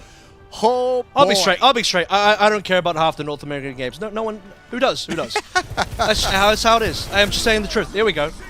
Yep. We know they clipped something good. Fair. What is it? What do we got here? Come on. Oh, woo! Okay. That is just juiced out of his mind. Damn, dude. And by the way, I have to be look. Not creative. Vindame had a trance when what is it? Jinmu popped off? No, okay. I went back and looked. The trance just came online as everybody died. So unfortunately the timing was off by maybe half a second. So I kind of, I kind of threw some smack towards Vindane for not popping trance, but to his credit, he couldn't. So sadly, Seoul, their entire defense, it's like half a second off. But even if he did pop trance, even if they lived and they defended C, it's too much distance for 1 minute, isn't it? Still too much. Well, now with just over a minute and a half, we'll see if the Dynasty can do much of the same. Because they need to, otherwise this is going to be all tied up. Fitz looking for the rail shot. Instead, we'll just eat a Bionade. He and Creative both falling low. He's managed to stay safe, however. As Gaga continues to play around this statue, throws down the bubble. It's the harassment in. He's looking for the elimination. He greens for the kill on the Creative. He cannot get him. Smurf scoops that up. Manages to keep himself alive as well. Another point going to be taken here. Without Gaga, it's likely going to have to be a pullback. See a couple shots coming through as they're looking to poke and prod out. But can they actually re-engage this? They're still advancing forward, so at least we'll be in position for the Archway contest. But yeah, they're not going to be able to stop the cart from spawning. This is actually smart from Hunters to not overcommit here to try and save A, because if they didn't fail, they would be snowballing Salt and Smurf, Seoul Dynasty's offense, right? And that's how the Dynasty could then try and catch up to finish the entire map in 138 or whatever it is. So Hunters reducing the amount of ult charge they're giving away. They're still going to die here. Okay. Which is not the best for Hunters. Gone. A great pulse. Prophet waiting out the right-click hold. Now looks to re-aggress on the OT. Monk. Still has to play this out. Yeah, somebody's going to get Car, and it is going to be contested here. Gaga as well diving into the back, looking for a little bit more, but will just be met with death. Tries to build up towards that Primal Rage a little bit more, but I mean, the Hunters, they can throw themselves at the card a little bit. They can do some eco pushes, try to get these ults online, and then clear out the Dynasty later. So check this out. Chengdu might have lost that fight, but they actually did charge ultimates. So both teams fairly even in ult charge. Prophet is working on his next pulse bombs. He actually already used one. 49% over towards the next. We'll get into the next fight. That's insane charge rate for someone like Prophet. Or maybe it's not, because someone like Prophet is just doing that. That's just normal Prophet business. Yeah. Everyone's going to have an ult pretty much as soon as we come on. And the important one is Gaga on the Primal. Okay, well, Nano on a So Nano onto Nano Monk. goes out on the Monk. So try to keep him alive. Meteor Strike into the back line. Smurf looking for this elimination. He will get it on the niche up, and Creative is going to be traded at the same time. Smurf now overstepping. Ends up falling 2 for 2. down. Gaga, however, does end up getting taken out as well. Good pick up there from the side of Vince. Gets Chengdu. Moments before he can escape. Moments before he can get into the Transcendence to try to heal him up. And the Dynasty, they might be able to match this. The ults That's have been 2 kills exhausted. in trance. Chengdu with the blade, though. 2 kills in trance. I mean, Leave also just got sniped. So Jimu dies to well, okay, they kind of both get sniped. There was the pulse bomb there as well. So it just all doesn't even care about the trance healing. And as you say, we're into the final point. Super winnable by Dynasty. I mean, how are both teams able to push so far with such a limited time? Both of the tanks also going towards Zarya. This is like a honorable Zarya duel in the final moment here. You talked about the blade. Here it is. Okay, the blade is going to be pulled. The anti goes out. He blocks the deflect, or the dart, I do believe. And Smurf and Creative have now both fallen. So working with a man disadvantage right now is the side of the Seoul Dynasty trying to make it happen. Prophet going to be falling low. Vidhim going to be gone. And it was a great effort, but it's not going to be good enough. Fitz will be the last one to fall as the OT bleeds away, and the Chengdu Hunters will finally be able to put a stop to the overtime push and pick up the win. What an incredible run back from them. Everybody on the side of the Hunters playing out of their absolute minds. Is this a dream? Are we being treated to 2 back-to-back insane gigabangers? I off don't know. the bat? I mean, it seems like day it. 1 APAC, just APAC things apparently. Day 1 APAC, Yep. and he just got back-to-back gigabangers. What an insane, at least this map, unbelievable performance. I mean, I'm just so impressed by the fact that Hunt is major underdogs, I have to say, in this particular series, but still able to step up in big ways. Every single player, you know, we talked about the fact that, okay, on our first map, played some Ilios, Jimmy gets to play a little bit of Sombra, but still a weak hero in this meta. It is one of Jimmy's heroes, but a pretty weak hero overall. Didn't respawn it. Now we get towards him playing a Genji, backed up by Nisha's Ana, which we've never seen before. Looks pretty good. The Nano Blades carried them through, Leave carried them through, Gaga had a phenomenal performance as well. I'm sure Monk did great things. You know, I'll just give it to him. I don't know. He could just have it for free here. But Hunt is pulling through a full completion on 1 minute. 6 points on King's Road. We barely even see time banks in 2022 Achilles, let alone 2 full completions. Yeah, it was a massive performance here from the side of the Chengdu Hunters, and I mean, I think Jinmu maybe had one blade where he didn't get at least 3 kills. It was an incredible performance from him and from the rest of the team. That is the kind of cohesion, that is the kind of impact that they need to have if the Chengdu Hunters want to make a run into, the mid-season tournament. Strong start for them here as they tie it up 1-1, but we are far from done. Coming up next, it's going to be Watch Point Gibraltar once more. No draws available there, so we'll see who takes a step forward, who gets to match point when we come back from the break.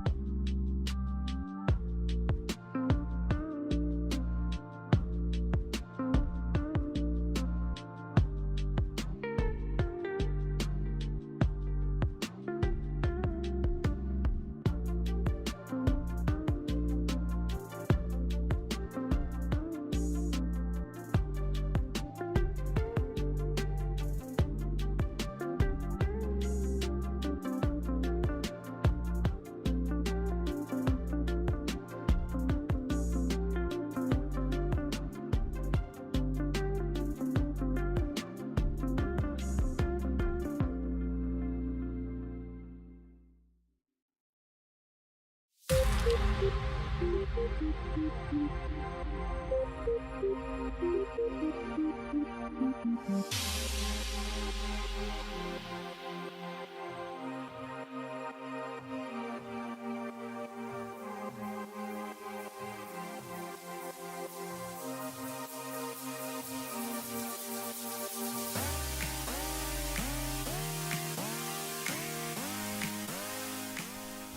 And we are back, and oh boy, what a series we have right now going on between the Chengdu Hunters and the Seoul Dynasty. We are tied up 1-1 after an utterly incredible, impeccable run back from the Chengdu Hunters in overtime. 1 minute on the clock. They make it all the way back through King's Row once more.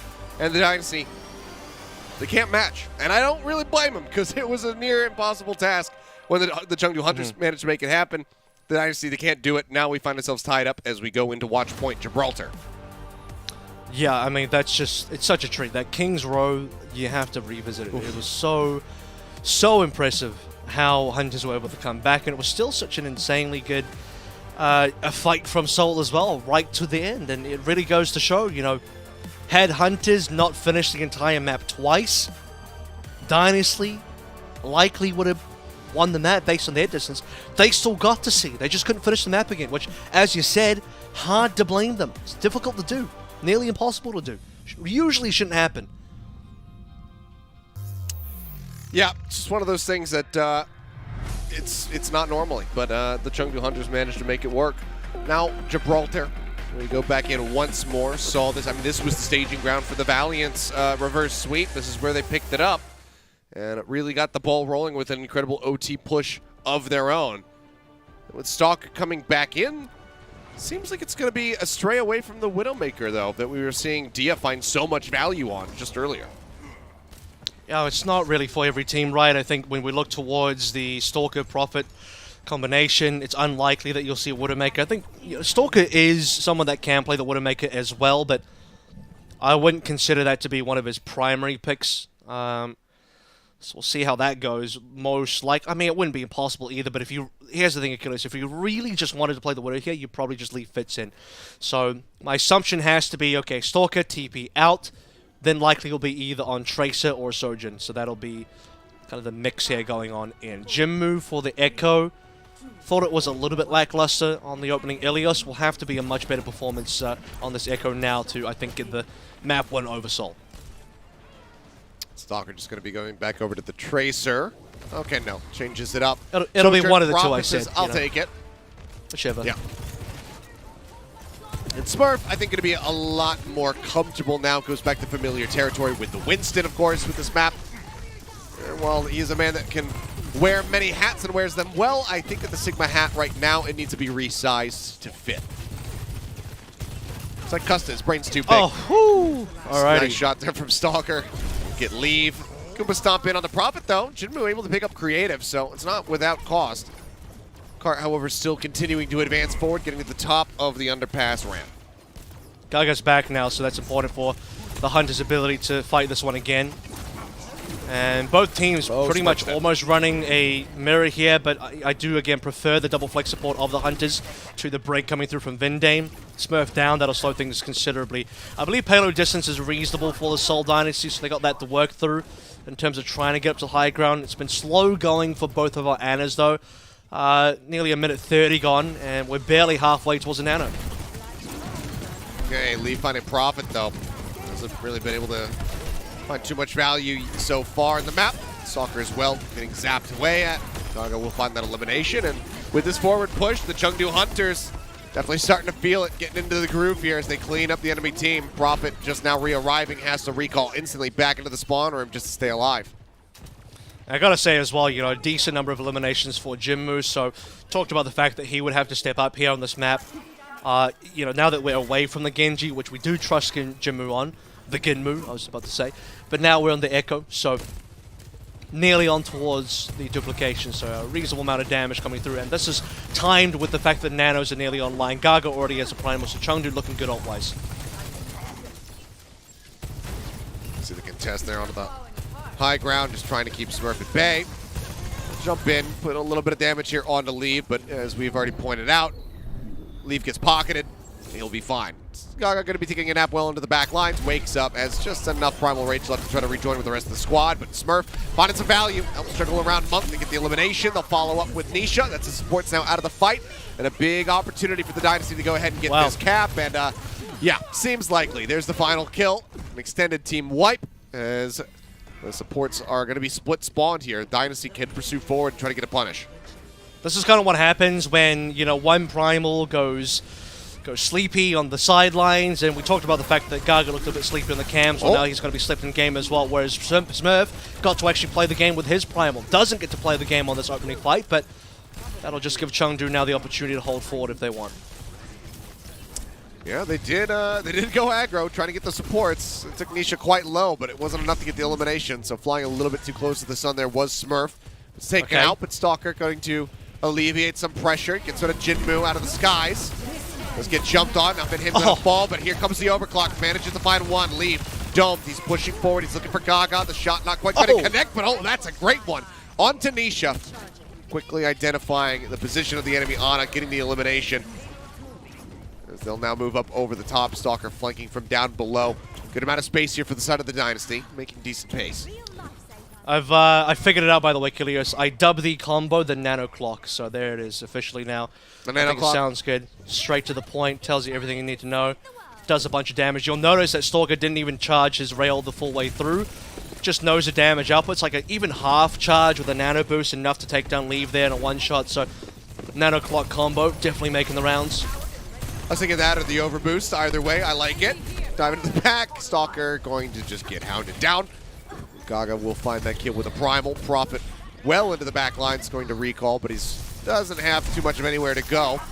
See if he can try to rejoin him with the rest of the squad. The nade coming down from Creative helps push their HP bars back up as well as kill Gaga, but a nade in reply from Nisha. Does find Wait a minute. The Prophet! Oh my goodness, Prophet.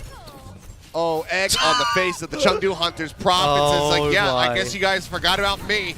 There's so much pressure, so much distraction happening in the front lines. He just drags the payload across the line, and that is going to be a bit of a tilter for the Chengdu Hunters. Yeah, it's a soon moment right there. Shoutouts if you remember that throwback. Cheeky back cap that works out. Seoul now 3 minutes remaining and get themselves out of a otherwise looking pretty difficult situation on being not unwinnable, but certainly difficult, challenging will be the word of choice here. 4 ultimates online, so plenty to go through. Definitely a big advantage over the Chengdu Hunters as they're kind of working on some decent offensive ones. Nano full Smurf is a big deal here. Nisha's still trying to catch up. A rally rolling from Benheim, but Prophet is already out of the fight. Good headshot there from Leave. Smurf going to get taken low, forced to use the Primal Rage to stay alive. Gaga, however, does not have that luxury, so the Transcendence has to come in from Monk just to keep him in the fight. Smurf going to be taking a nap now, and as he gets woken up, it's very rudely, with Monk just holding a right click straight into his face. He doubles down, gets another kill on the Creative. Stalker, he draws out the ult, but it's not going to be good enough. Only a kill onto Gaga as he will get dropped. It's offensive Nano coming through for Stalker, backs it up with the overclock. And Nisha will use it defensively to keep Monk alive, and that ends up being enough for the Chengdu Hunters to hold on. League will still have his overclock for that next fight as well as the Primal Rage. So Seoul Dynasty put Smurf into the driver's seat as far as the offensive pressure goes, but shut down pretty handily by Nisha. So impressive stuff. I mean, again, we haven't really seen or had history of Nisha playing Diana, but he's doing a good job of just putting Smurf away, keep him locked up. Pulse out, not going to find anything. Prophet with some rare misses here today. As Leave charging forward. Oh boy. The overclock rolling, but great sleep from Creative. Helps them get the kill, but then he will go down. Smurf once more going to be taking a nap himself. Gaga goes into the back line, looking to take down some of these supports. Benheim will manage to survive with just a sliver of HP, but Smurf was finished off in the meantime, so the Dynasty are still going to have their work cut out for them if they want to push. Otherwise, they're going to have to wait and reset. Yeah, this is looking like running out of time potentially, especially with the fact that there are more ultimates coming online for Hunters that can just extend this one further, a lot further. We're still waiting for Seoul to find something here. Looks like a Pulse Bomb survived, or Jinmu landed that on somebody. Yeah. It must have been Vindane, but could have just Smurf. been on the shield. Was it Smurf? Okay, I believe it was Smurf, and he runs leapt to the health side into the health Yeah, there pack you go. room. Just avoiding, making sure that he doesn't blow up anybody on his team by proximity as Gaga into the back line. Leaps straight up, not exactly where he wants to go. Will get hounded down in the end, but Smurf in the meantime as well will also die. So Another Nano into Monk. Yes, it was, Yeah, I believe. it's like almost not quite 3 in a row, but 3 in over the course of 2 hey, man. maps now in recent succession. That If news it works, that it works, I Yannick's guess, jacked. right? Gotta If have it works, power it those works. kicks. Imagine if the Nano made his kicks, go twice as far on the knockback. It'd be kind of Oh, funny you to just watch, use but- both feet like a kangaroo. You just both feet kicking. Yeah, just drop kicking. Stalker now once more overclocked, looking for lead, takes him low, can't get the elimination. Now the trance rolling from Monk, keeping everybody else alive. 10 seconds remaining. Leave does end up falling in the end. Monk as well, going to be hounded down now. Nisha left Oh, that's a out lot to of dry. kills. Yep, massive kills coming through as the team kill will be completed. There's still potentially a chance for a last-second contest to come through, though. See if they can make it happen. Monk going to be swapping over Leave, trying to go over to the Mei. a little bit late to the arrival, but manages to get into the ice block just in time. Bubble comes down to try to cut off any healing onto him. Mortality Field's going to be finished off. Bioning goes out of the 2. Prophet going to recall to get rid of that. Stalker managing to survive as the Nano hits on the Smurf. Looking for targets, jumps over to the side, blocks Nisha back over into the spawn. The supports cannot get out, they cannot contest, and it will be an overtime, but the Seoul Dynasty get the completion here on Gibraltar. What ended up being a pretty close defense for the Chengdu Hunters ends with a bit of a whimper as Seoul Dynasty collect all 5. I don't think they got traded at all. Importantly, you notice that Smurf Primal there got slept almost straight away by Nisha, but somebody woke him up. So that's the difference maker. Again, Nisha has been doing a pretty good job of shutting down Smurf on this Ana. However, when Smurf gets to play the game and he gets to use his Primal, you saw his impact, gets those frags, keeps the Chengdu Hunters down. And this will be... Okay, yeah, okay, that's how they elect Smurf. And does he get a Nano here? He does. They just want to do the damage on Monk. You talk about Monk with the Zenyatta getting buff. Well, he certainly used it to pretty full effect. Yeah. Absolutely gorgeous stuff there. And I mean, I do like the boldness to just make that call and say, okay, we're going to Nano the Zenyatta.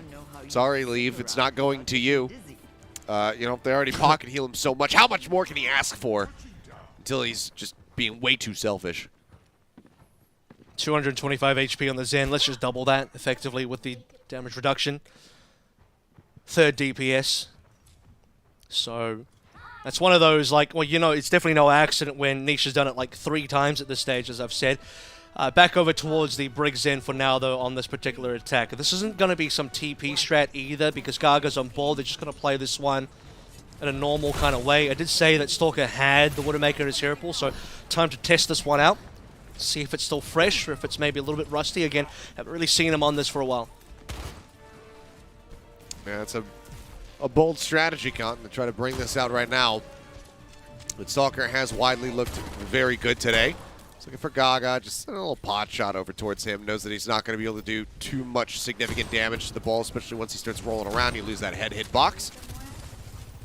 Jump back. Stalker just looking to put some distance between he and the Chengdu Hunters, because Jinmu coming up over the top rope could lead to death in the blink of an eye. And still, I think Chengdu are mostly playing some of their best hits here. Everyone gets to be on a comfortable hero. I somewhat rate the ball higher than the Winston anyway, except maybe in the hands of Smurf, who's unbelievably good at the Winston. So we'll give Gaga that survivability he's been looking for compared to where we were previously, and put the extra pressure on the Stalker as well. Push time is mostly ended here as Prophet does contest the payload. It's up to Gaga to try and build some space on the higher ground, but he's just so low. There he is. Slow going. This cart's starting to roll back, but okay, that's a big opener.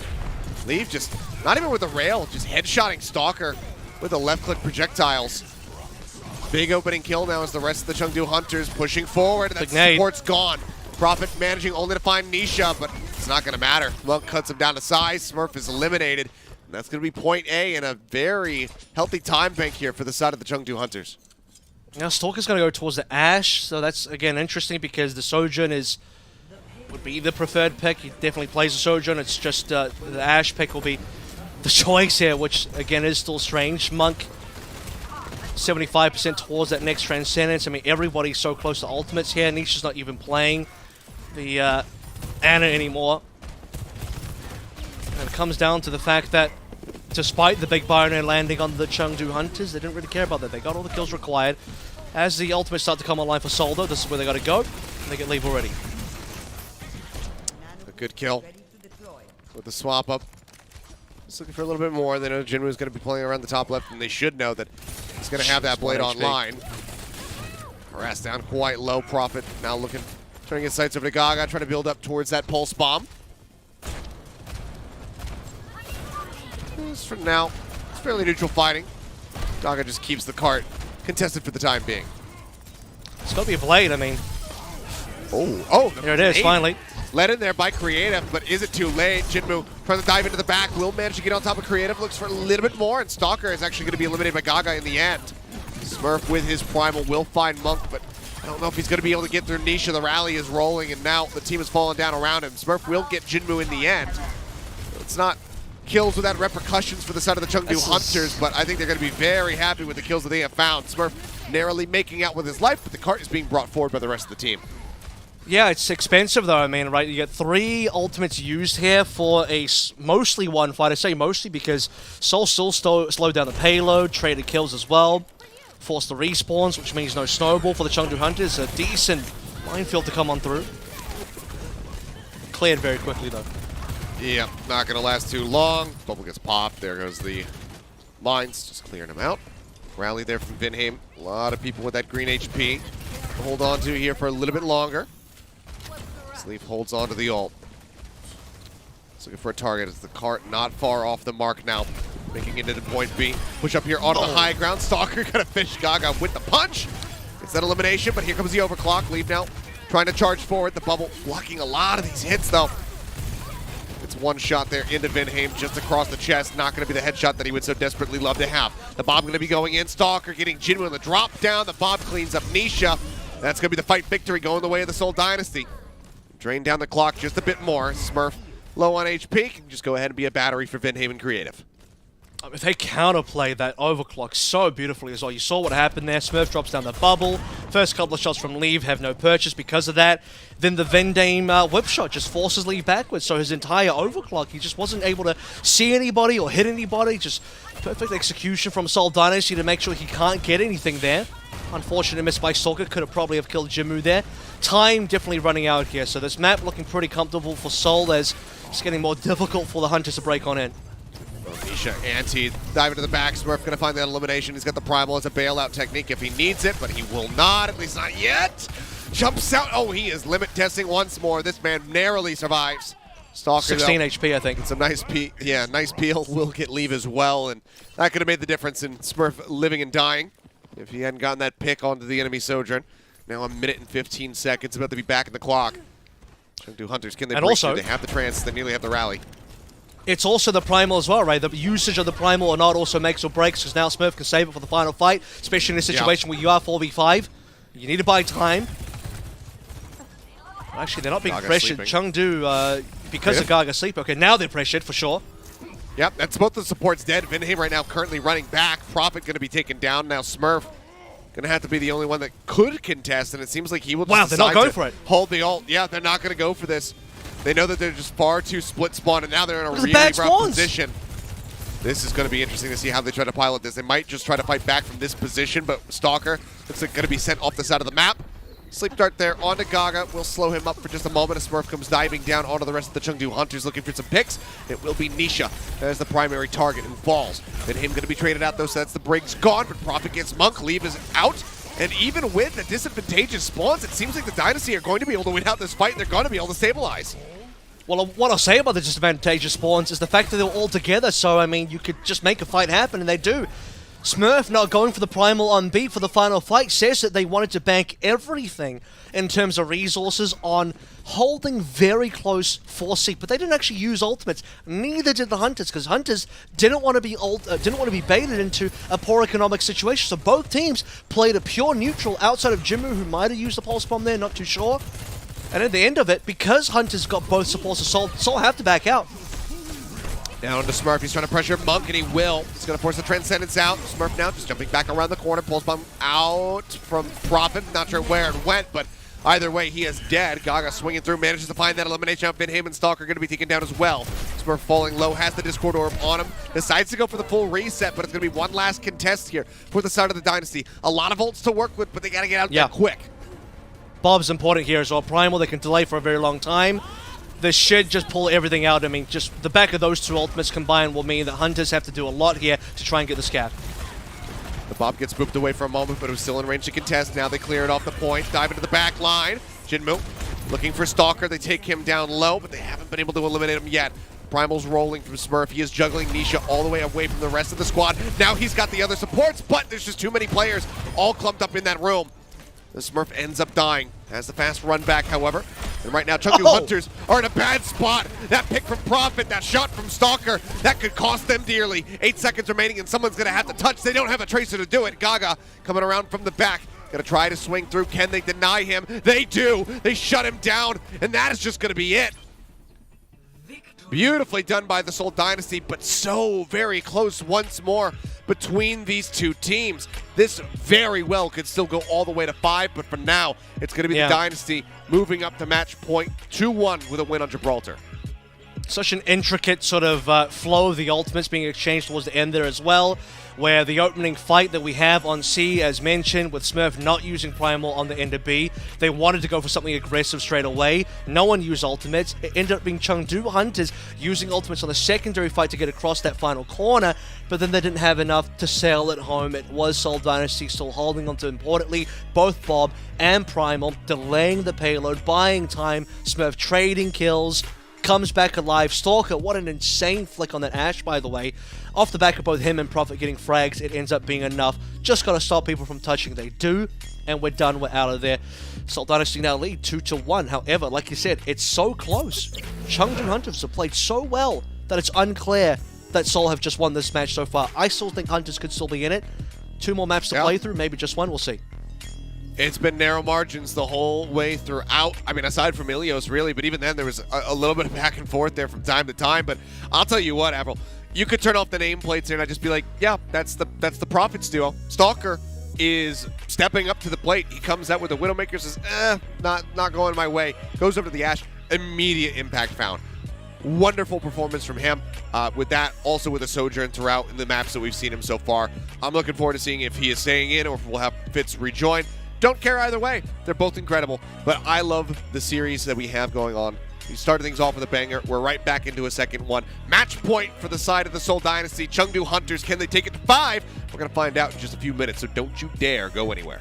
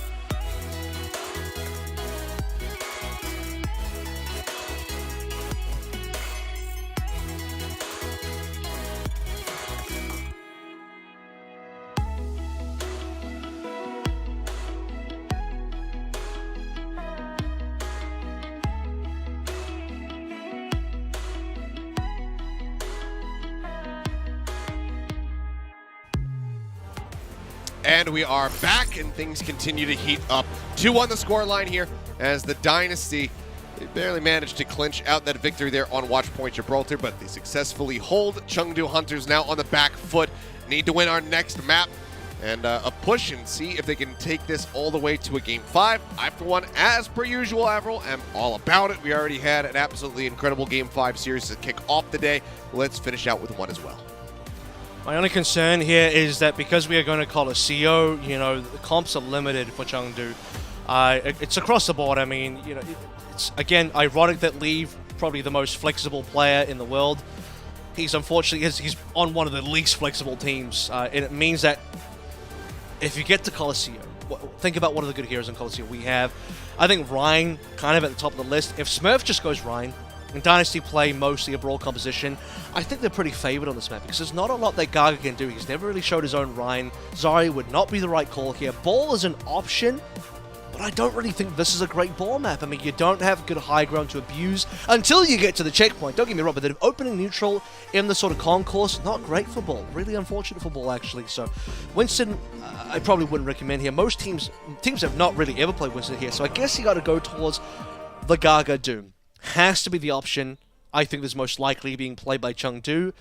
Other than that, I mean, they would have to do something phenomenal on the ball to pull it through. I think Seoul have more to work for on this map rather, and Chengdu would have to find some win conditions to work around their hero pools, which aren't quite as flexible as Seoul's overall. Well, looks like Gaga going to be sticking through with it, though. Smurf has been having a bit of a rough time, or at least on that King's Row with the Sigma. Looks like he's going to be going back to it once more. We're not doing it. Profit. Again, if you... It's going to stick with this. If you kind of just... They think it's a Sigma mirror. They think it's a Sigma mirror. That's why they're playing Hanzo here as well. It's a Sigma plus a Hanzo. And this is, I think, this is probably a coaching staff call. They're like, okay, Sigma mirror here. They're probably going to play Sigma. We break shields. And then you're like, oh, wait, it's the Chengdu Hunters. It's Gaga. Of course he's going to play ball. Come on, guys. You have to know he's going to play something like the ball. Well, we'll see how they try to pile around this now, because it's far too late to try to go back and swap your comps out. The bot going to be unlocking here relatively soon. Recall going to be used. Prophet trying to stay elusive, trying to stay alive, but he cannot. Jinmu managing to hound him down. The support swaps. Cannot get over to the Hanzo in time to try to keep him alive. Binheim going to be traded out. Monk lost on the side of the Chengdu Hunters, but they are the ones who are widely winning the fight. Only a couple casualties to their name as they will go ahead, knock down the Dynasty and begin pushing forward. You know what, Killers, maybe we will go to map 5. I mean, Prophet is not going to swap here. Smurf, let's take a look. No swap. More Sigma, more Hanzo. And actually, we're getting to the part of the map where Ball's good. I was going to say, Ball's not even really that good on the first part of the map in the neutral during the sort of the big long lane. And here we go. Ball has high ground to play through. Bam, slam onto Prophet. He's okay, though. He was the first picked on the previous fight, but now staying up. Gaga trying to escape. It looks like he is going to be able to do so. Jinmu once more pressuring into the back line. Gets rid of and cleans up that immortality field. Okay, Dragon Strike used. Not going to find too much. Just helps escort the bot forward here for the Dynasty so they can gain some distance.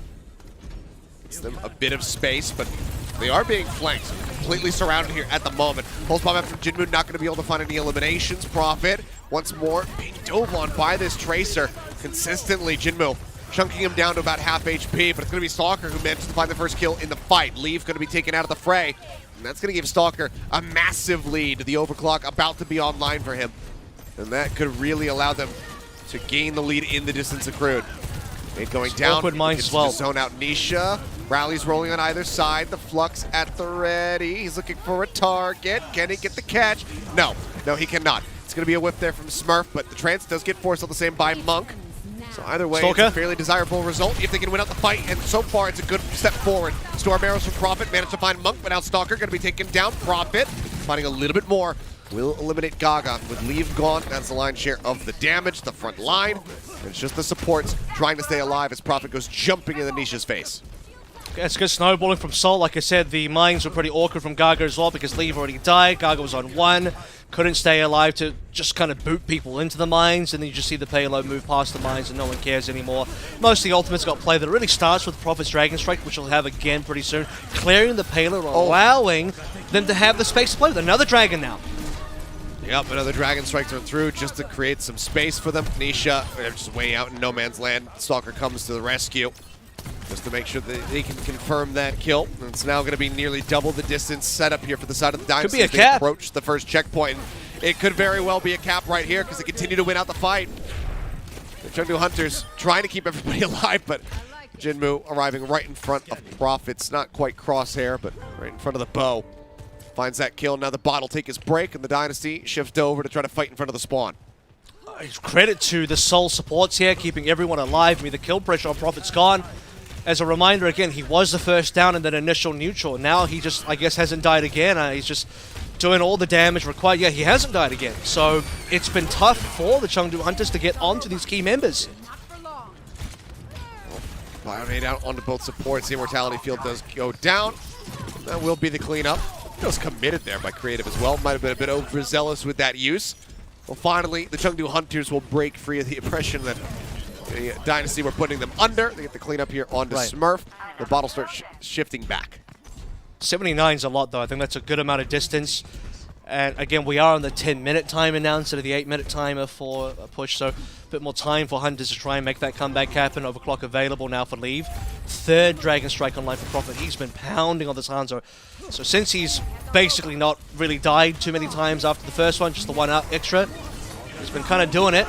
That'll split the back line. Yep, another Dragon Strike through. Gaga leaping up into the air, trying to stay alive. The Transcendence healing there from Monk will allow them to keep him steady.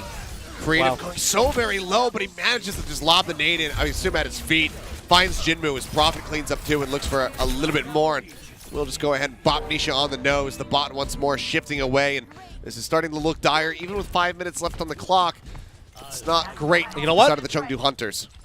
Gaga's lost confidence in the ball as well, so they actually swapped off that. And he's opted for the Winston, which, what's the play here? You're going to jump in, get rocked, get slapped.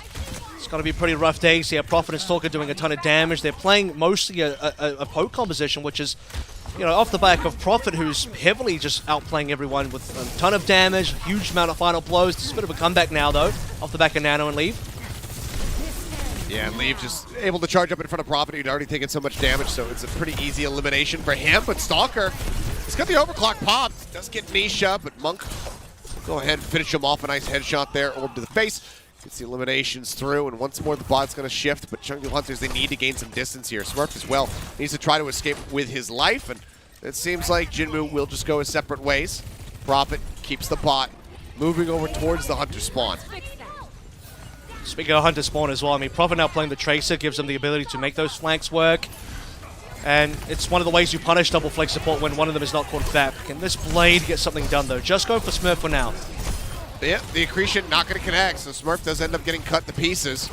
Just the single kill found, though, not the wild impact that we were seeing from the Blades over on King's Row. Gaga with a nice juggle, however, catches both of the supports, and now the Chengdu Hunters have a very realistic opportunity to make the checkpoint and potentially keep things going. They need to get further than the checkpoint, so we have the checkpoint and then a bit of a slowdown as the bot takes a bit of a break, which requires Hunters to win one more fight. If they win one more fight, they will get 79. So this is the pivotal fight. Now, time is running super low. That's a great opening pick. Smurf dies on 99 too. That he does, and Stalker going to be taking a nap. Nanoed up. Big shutdown there from Nisha. Fantastic hit from him. Double bio out. Flipped onto Jinmu and Gaga, though. Both fall low. Smurf's coming. Not yet coming through for the Genji. Seems like for now, bot just going to be contested back over on the side. Stalker sits on the high ground. Turns around. Nice little 180. Finish off Jinmu. Dynasty, it's a scrappy bout, but it seems like they should be able to win this out, especially with Monk getting picked off here at the very end. Now with Nisha gone, there's not a hope in the world for the Chengdu Hunters to be able to win this one out, so the Dynasty continue to start pushing back over to the opposite side of the map.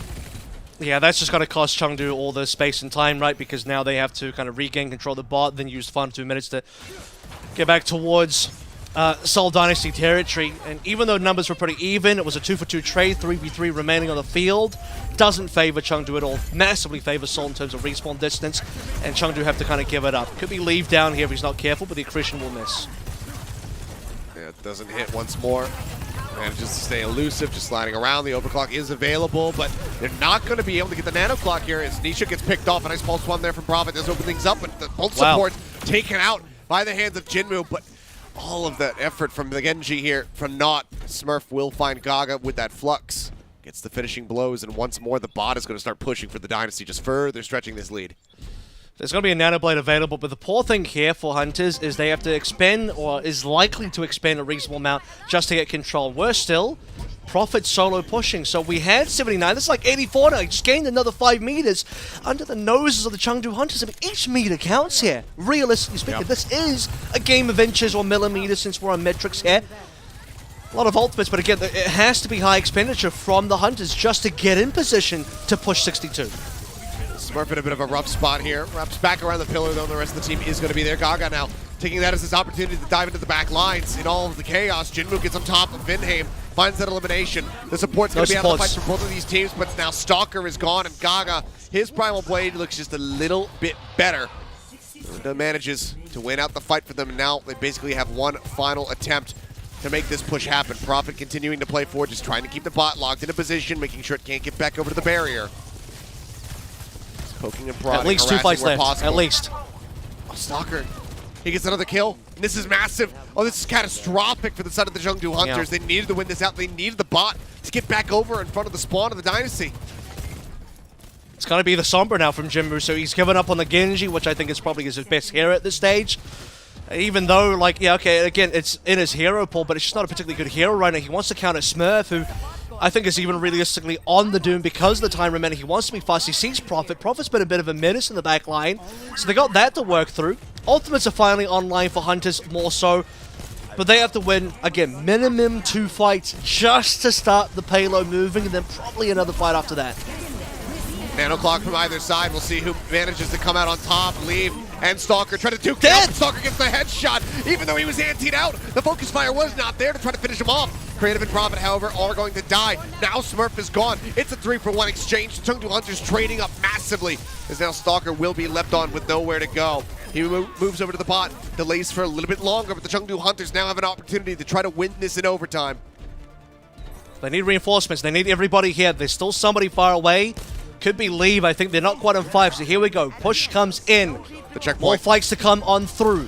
Checkpoint's reasonable, but it doesn't help them for now. The delay is massive in terms of giving Seoul Dynasty the opportunity to come in and contest. They're going to have to make their move pretty soon because that bot, he's resumed pushing, and Monk takes Vinheim's head clean off. Absolutely massive. Smurf then sent to the ground. Monk comes up with another elimination, playing off the back of Nisha's sleeve. Gaga needs Primal. Make it happen. There's 15 meters left to go, and right now they are closing in. The distance is gaining here. What's happening? Eliminated. Stalker discorded out. The bot continuing to push unhindered. The Primal into the back. Gaga is looking to zone them off. The contest is there, but Smurf now going to be taking a nap right next to the bot. The ante comes down. The kill is there, and they're going to push it through in overtime. We're going to map 5. It's another miraculous comeback from Chengdu. They do it again. We see it on King's Row. We see it now on Push. On Coliseum, it didn't look like it was going to be that possible. They would have needed a lot going their way, and they certainly got it. Monk, what an opening frag. What an opening couple of kills as well. Deletes Vinheim. That gets rid of the rally as well. He just popped the rally. And Monk says no. Gets a secondary kill. Those type of heroics is exactly what Hunters need to get across the line. What a game. Absolutely incredible, and we are not done yet. We asked, and these teams have delivered. Back-to-back Game 5s, an absolutely stacked, close series. This is the stuff that we love to see that comes out of the APAC region, and that's why we cast here, because it's just the best. Wow. Monk with some incredible plays there. I mean, might very much have slingshotted his way into contention for player of the match. We'll have to find out. We'll have to see who wins this whole damn thing, because right now it's all up in the air. Don't go anywhere, guys. The final conclusion, the final map of this incredible series is going to be coming at you in just a few minutes.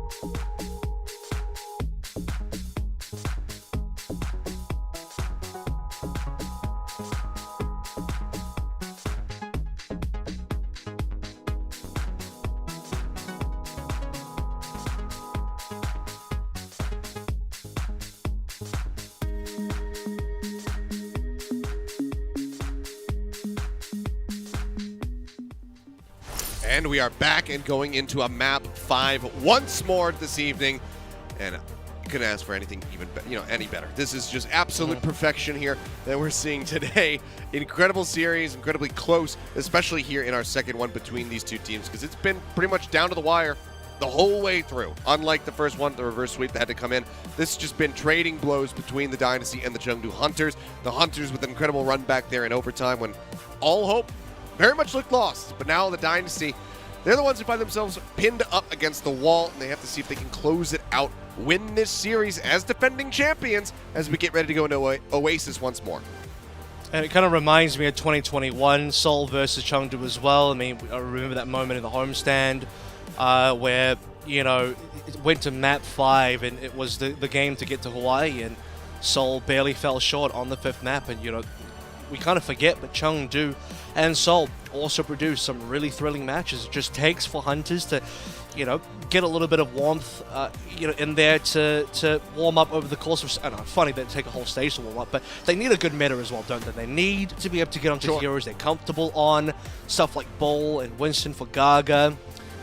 Leave to play Sojin when Sojin's actually buffed and good instead of her being underpowered in the previous meta. Jimmu to play his classic heroes, and even then, credit where credit is due. His Tracer looked reasonable and his Echo leveled up, so that's what you need to see out of someone where no one else can play in his position. It's just him. It's just Jimmu. He's got to get it done. But the supports of the Hunters today have been honestly pretty flawless. I did not expect that Nisha was going to come through fresh on a flex support that we've never seen before and actually do what he does. The bio nades, the sleep at the end on Smurf there as well. Controlling Smurf for the most part. Monk fragging out the Zenyatta. I mean, what a sight to see. It's been a wonderful look from just about everybody. I mean, because, also over on the side of the Seoul Dynasty, I mean, Creative and Vinheim also having their moments. But Stalker looking utterly incredible. Prophet doing Prophet things. Smurf, widely when he hasn't been on the Sigma, has been utterly delivering, especially with the Winston plays. But now we focus in as we move into City Center again. We'll see who can kick things off with a round victory on Oasis. Out the gate, the teleport forward, and looks like it's going to be Sombra v Sombra. Yeah, I mean, and both Sombras have something to do here as well in terms of trying to hack the opposing tanks. Exactly, and they both work. They're both effective. And here's the thing as well, Jinmu, known for a Sombra from last year. Fitz already sees a translocator. Fitz was the one guy that Lip considered the closest in terms of rivaling Sombra. So an opportunity for Fitz to show his capability. Oh boy, and he waits for the moment. He waits for the call out. They say, okay, destroy the translocator. He does, and Jinmu's got no escape. Vinheim finding first blood here as the point has been opened up. Gaga widely just going to be rolling away there for just a brief moment, making sure that he can get topped up before he rejoins, but actually has left long enough for the point to be capped here by the side of the Dynasty. Chengdu Hunters, though, looking for a fast flip, but the Dynasty not going to let it go without a fight. That's what a 5v4 gives you straight away. Jinmu down. Fight 2, though. Gaga's getting a lot of ult charge here. Smurf low, could be going down, and in fact does, so could be the opportunity now for Hunters to get this flip on over. It's a huge amount of kills. Prophet trying to get Monk, but despite all of his ducking and diving, the recall used, Monk manages to come out on top. The pocket healing just being chucked in by Nisha, the health pack over and over again. Finishes him with a final little melee hit. Wonderfully done there by Monk to persevere. Prophet, however, keeping pace relatively with Leaf, just a little bit behind on the pulse bomb charge. We'll see who can find more value.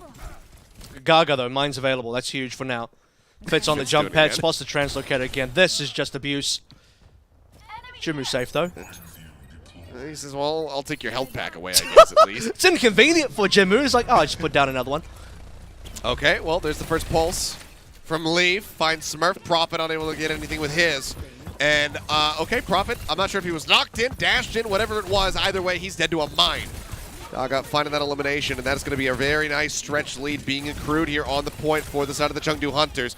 Leaf just going to be a little bit up to the name, backing away as he gets antied out. Can make a quick little safe escape, and Fitz gets pile-driven into oblivion. Yeah, it's been a bit rough out here for Seoul Dynasty. They're kind of getting lapped on ultimates a little bit here as well. Both the Sombras are kind of having parity. At least Vinheim will have the rally first and foremost. Can that be enough to get Seoul on the point, though? That's a 1+. Okay, the rally there, the kill onto Gaga. Things looking decent here for the side of Dynasty now. as they want to get this flip ASAP. Leave. Oh, playing on such narrow margins. Pops the recall. Dashes to the side. He's playing so elusively. He's got the Orb of Harmony as well for Monk to just go ahead and keep him alive for an extended period of time. It's enough time for Gaga to rejoin the fray, but Prophet does eventually get that elimination. Now he can take a lead towards this pulse bomb. Hack out onto Smurf. Meteor Strike going to be used. Transcendence there and the rally. Both going to be stacked together for the side of the Chengdu Hunters as they really want to survive this. EMP going to be used. Jinmo trying to hack them. Banana boost in onto Smurf to try to keep him alive. As Fitz holds onto his own EMP. Hasn't pulled the trigger on it yet. And the point flip hasn't come through for the side of the Dynasty. It's going to be 99% now for the side of the Chengdu Hunters, who might just be able to win this out. EMP comes through, however. Monk going to fall. That's the supports out of the fray. It seems like the Dynasty not going to be going down without a fight. They should be able to get this back under the control as Gaga goes down. Yeah, and the Zenyatta might have 25 more HP, but still prayed towards the Sombra. Fitz definitely played that one patiently. I mean, maybe even too patiently, given the fact that Hunters are now at 99. But it will be an effective two-piece. Monk now swaps over towards the Ana. It's Ana Brig, which is not quite usual. I guess they just really want to counter Smurf. Right now you have the Sombra to put the hacks on a Smurf. You have the Ana to nade and also sleep Smurf's Doom as well. They really just want to shut down Smurf. Not a bad person to try to shut down. Has been instrumental in the successes of the Dynasty so far today. Narrow escape there for Jinmu. Manages to translocate out, holds onto his life, and keeps the lead over Fitz for now. The EMP charge. He's trying to catch up to Prophet. Fitz is going to go down. Prophet dashing in, gets the pulse bomb in. That's going to be Nisha eliminated. The rally now pop from Vindheim. Trying to keep the rest of the team alive. Prophet falling low, but he gets some of that nice green HP to try and stay in the fray. Smurf making his exit as Prophet just continues to chase and harass onto Gaga and leave. We'll be able to shove them back, and Dynasty now bringing it close to his leave. Oh, that is a catastrophic mistake. He dashes right in. He takes the fight. He says, I can win this. Prophet says, no, you cannot. That entirely ruins the reset timing, so Prophet gets a premier kill onto an important member of the Chengdu Hunters where, previously Leave would have just been able to link up with the rest of the Hunters. They make the 5v5 play. Now that they have to wait for Leave to come back, which he's already arrived, it's going to be final fights. 99 and 99. Fitz has the backline covered. Dive in, punch, Monk knocked out of the park, but Smurf does get traded back quickly thereafter. Looking for Nisha as he's down to half HP. Pack gonna be grabbed as he just tries to stay alive. Fitz now EMP nearly at the ready. Another hack attempted, not gonna be able to connect. EMP meanwhile gonna be used by Jinmu back over on that the point. pocketing. EMP comes in from Fitz, and instantly 3 kills come flying through. Prophet was nanoed up. He nearly has a pulse bomb. Looks like he's not gonna need it. Won't get to use it. Monk will put him to bed. But it's 100 to 99% as the Dynasty will be able to take the opening round of Oasis. You have to remember as well, we were once sitting at, what was the scoreline? 99 to 20 something on the side of the Seoul Dynasty. Very patient EMP from Fitz that gets the double onto Monk and Nisha, collects both kills as well. And from that point onwards, Seoul Dynasty held on to the point. Fitz on the back line, tons of pressure, lots of damage, lots of kills onto both Monk and Nisha. And an incredible timing for Prophet to find Leave just as Hunters were timing themselves for a push, and something like that entirely just ruins the Hunters' timing for recontesting. So that'll be the comeback from the Seoul Dynasty now on officially match point. And some other games we might call that an ego duel taken by Leave. They paid the iron price for it. They lose the round. See if they can answer back and take this to University, or if it will all end on Gardens. Fitz once more going to go on the hunt, ramping down around through the low ground. Hack going forward, catches Gaga with that one. Will still be able to pull back, break line of sight, and keep himself nice and healthy. Yeah, Gaga is taking a bit of damage. Smurf, though, holy, he just got blown up. One hack, and then Monk destroyed him. Yeah, Monk and Jinmu, the Discord over goes out. They get the hack, and they absolutely rip him to shreds. Prophet as well now in a bit of a rough spot. What is that fadeaway? Okay, yeah, he gets him at the very end. I thought he wasn't going to get the kill. He did. I got to stop doubting Monk when he's on the Zenyatta because the guy is absolutely cracked out of his mind. Push forward. There's the stick. Just looking to finish off Smurf, and they will. And that is going to be Chengdu Hunters first on the board, already ticking up towards 15%. Same as what we saw in City Center, right, which is Hunters will get the early lead here.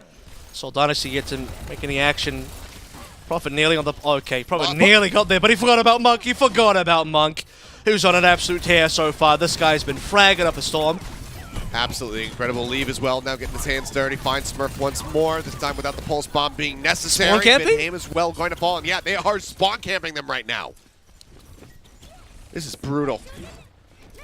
Pulse bomb out for Pulse just profit. went Not going to wide. be able to find anything. Yep, I think it just landed right there on the floor. Couldn't find a kill. Maybe it got on tell you the what. shield. I think it was a mistake for Monk to have gone Ana on the last bet. When you're fragging this hard as it's in, there's no way you go towards an Ana. Screw shutting down Smurf for the sleep bar. Just kill the man with your kill orbs. them all. That's what he's been doing so far. And I think the fact that Creative is not on a Zenyatta could be something detrimental. Both of the Sombras will now be is looking 1 towards the HP. MP. He doesn't pop the Transcendence. I can't believe it. He was pressured out so much. He went so very low, but he still holds on to the ultimate. That is massive. It would have been, you know, a silver lining, a nice little consolation prize for the Dynasty on the back of this lost fight if they had gotten that ult out of him. But Monk is just rock steady.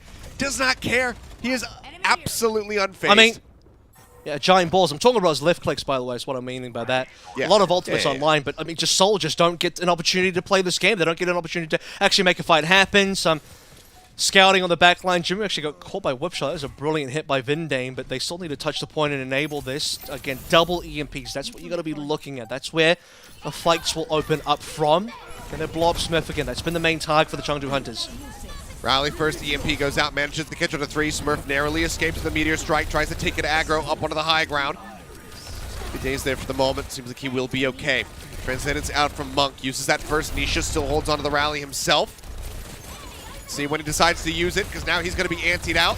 They could just save it for the follow-up fight, because if nothing else, they have time on their side. It seems like this is going to be the Chengdu Hunters happy enough to go ahead, surrender the point control over to the Dynasty. They say, you know what, we're at 99%. This is fine. Let's just go ahead, hold on to the ults, recollect, retake. Well, you can't be complacent either, because they were at 99% on City Center. That didn't end up well for them once Seoul Dynasty had control, which they do now. Big difference that last fight was Kaga, low HP dies, Smurf, low HP, Meteor strikes.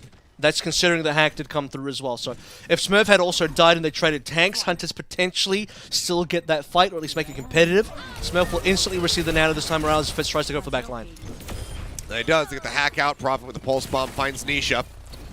Point flip. Nearly there here for the side of the Hunters, but the rest of the Dynasty collapse back over to the point. The hack is in onto Gaga. He's got no way to escape.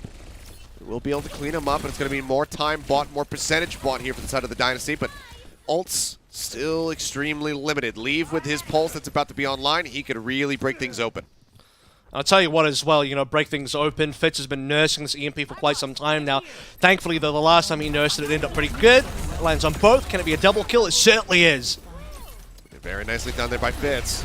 Now the dive in. They're looking for Jinmu. Take him low, force the translocate. Oh, spots him. Has an idea of where he's going to be jumping around to. Trying to fish him out, and there he is. Sitting right on the ledge, the translocator up over the top, and he whips it. And Jinmu goes sailing off the side. And once more, it's a stagger. Great spy checking here from the side of the Dynasty. So, this is like City Center all over again, except instead of Prophet killing Leave, it's Fitz killing Jinmu, just ruining the timings, which means we're going to head to another 99-99, which is why I said, despite Hunters being that far ahead, you can't count out Seoul. So this could still go either way. That being said, good ultimates online for the Chengdu Hunters. Mines will make a difference in the final fight. Can be cleared, however, by a Meteor Strike. Aggressive Mines. Can be. Pulse bomb in from Leave. Not going to find any value. Sleep Dart connects on a Gaga. Leave going to be a sliver of HP. Dashes over, manages to grab the Mega Pack. Falls instantly down to 3. Wait. Nobody touched. Nobody touched. Okay. Wow. And that's it. That's all, folks. The game is over. That's all, folks. Oh. Still better than an A. Dear, yes. But oh, dear God. I've walked off camera. I know we're not on camera right now, but I've walked off. I'm like pacing around my room right now. I cannot comprehend. Well, of course I can comprehend. It's the Chengdu Hunters. Of course. Of course this is what happens. Oh my gosh. That's funny. That's funny. I'm trying to remember who was alive. Like, you know, whose job was it? I think we were watching Leave, and he's in combat. He's fighting people. It's not him. I don't know. I don't know whose job it was, but it was looking winnable for Hunters. But you know, hey, I'll tell you what though. In classic Apex style, we will have better games in NA. Factually speaking, look, our first day in Midseason Madness already just better than a full week in NA, straight up. But the downside is we will end with a C9. That's the tail side of the coin. And that's like 2 in the map, because you did have Prophet Ninja push on Gibraltar B as well. So it's 2 little oopsies. I don't know. No. I don't know if that's a C9 though. That to me I'm not doesn't calling it count a as C9. C9. I'm just saying it's, Sure, it's 2 sure, instances of not paying It's an attention oopsie. to I'll the give you an point. oopsie. 2 major oopsies, one of them costing them the series. Oh my goodness. Yeah, I mean, what a somehow fitting way to close out the series there for Chengdu. Fighting tooth and nail, trying to make it all the way to the end, trying to take us to university for one more round of Oasis, but just didn't get on the point. Anyway, moving on. Let's forget about it. Our player of the match is Prophet. I think this could have gone a million different ways for the side of the Seoul Dynasty. I don't know about you, Avril, but Prophet was just huge. We kind of questioned the Hanzo, especially on Coliseum, and he managed to make it work, obviously, because it's Prophet. This guy's like Thanos. Like, try as you might, the player of the match still arrives. To cease the molding a little bit here. No, he does deserve it. And the reason why is because I think Stalker played well, but he didn't play the entire series. Fitz as well, only came in for 2 maps. Smurf had good moments, but also some poor moments today. To be very clear, it wasn't a 100% smooth performance for Smurf. I don't even think it was only that. I mean, you know, sure, if we want to just scapegoat one pick, I guess you would. And the supports were reasonable, but not like mind-blowing. I think Monk and Nisha really outperformed Creative Indane today, truly. Yep. But I think the one player on Seoul Dynasty that was not outperformed, that actually I think played better than his counterpart, either of the counterparts, was Prophet. He had the better game today overall across all 10 players. Whereas the rest of Seoul were reasonable, but Prophet stood out as he normally does. So I'm sorry, but he does deserve it. He truly does. He certainly does. I mean, he's the GOAT for a reason. Just doesn't, you know, it's always a safe bet. There's never really a time where you can be like, really, did Prophet deserve that player of the match? Like, he's usually putting up the figures. And even then, I think he still had a bit of a lackluster day on the Tracer from time to time, because we weren't seeing the old reliable sticks come through that he is so very known for. It was a little bit fewer and far in between when he was able to get those kills, but he still just put up incredible figures. I mean, his build time as well on that first Dragon Strike, thinking back to it on Coliseum, was just all 3 of them so quick. Back to back. Yeah, so just incredible performance from Prophet. But I gotta say, you know, for the Chengdu Hunter fans, if this is a consolation for you whatsoever, especially for Monk fans, Monk 100%. He would have gotten player of the match had they been able to win this series. If they could take it to the end, Monk absolutely would have been walking away with it, because he played phenomenally. Got to give a shout to him, of course. But Chengdu Hunters overall, outside of, you know, when it came down to the actual plays, it was good. Sometimes the plays just didn't happen in the location of the map that it needs to happen in order for the map to continue. But this is a good sign for the Chengdu Hunters. Like you said, this was kind of the loss that they could accept coming into this stage. And I think that with the level of performance that they showed from us today, this is going to be a very difficult stage for people who have to play against them, because Chengdu Hunters look really, really good right now. It's a bit of a bittersweet moment, because now the issue for Chengdu is they still have to play against Dragons, who I predict to be very good this stage, being that all the good heroes that are in this kind of meta are all good heroes for the Shanghai Dragons. I mean, we can start naming them, but it's everything we've seen so far that everyone else has been good at. Dragons dominate on those. So the problem is they have to beat the Dragons now, whereas I think this was winnable. This was so winnable for the Chengdu Hunters that if they had beaten Seoul and then lost to the Dragons, they could still finish 5-1. Now, the more likely scoreline looks like 4-2. If that ends up being the case, you have to rewind back to this moment and get a little bit upset, because it was so close and it slipped out of their grasp because of a C9. That's just a little bit unacceptable, sadly. So it is a bittersweet moment, because Chengdu looked good, but this might be the game that cost them, sadly. Well, that might just be the way that the cookie crumbles. I've done enough talking today. I guess my brain is ready to stop. So I guess we'll just go ahead and close the show out from there. Thank you guys so much for tuning in this evening. It's been absolutely wild. What a roller coaster of a day. 2 5-map sets, a reverse sweep from the Valiant over the Fusion into this wacky, wonderful, wild ride that was the Dynasty versus the Chengdu Hunters. We love to bring you guys this action, and we love that you tune in for it. Also, just a reminder, 8-pack better than NA. Good night. We'll see you guys tomorrow for more 8-pack games. Goodbye. Love you.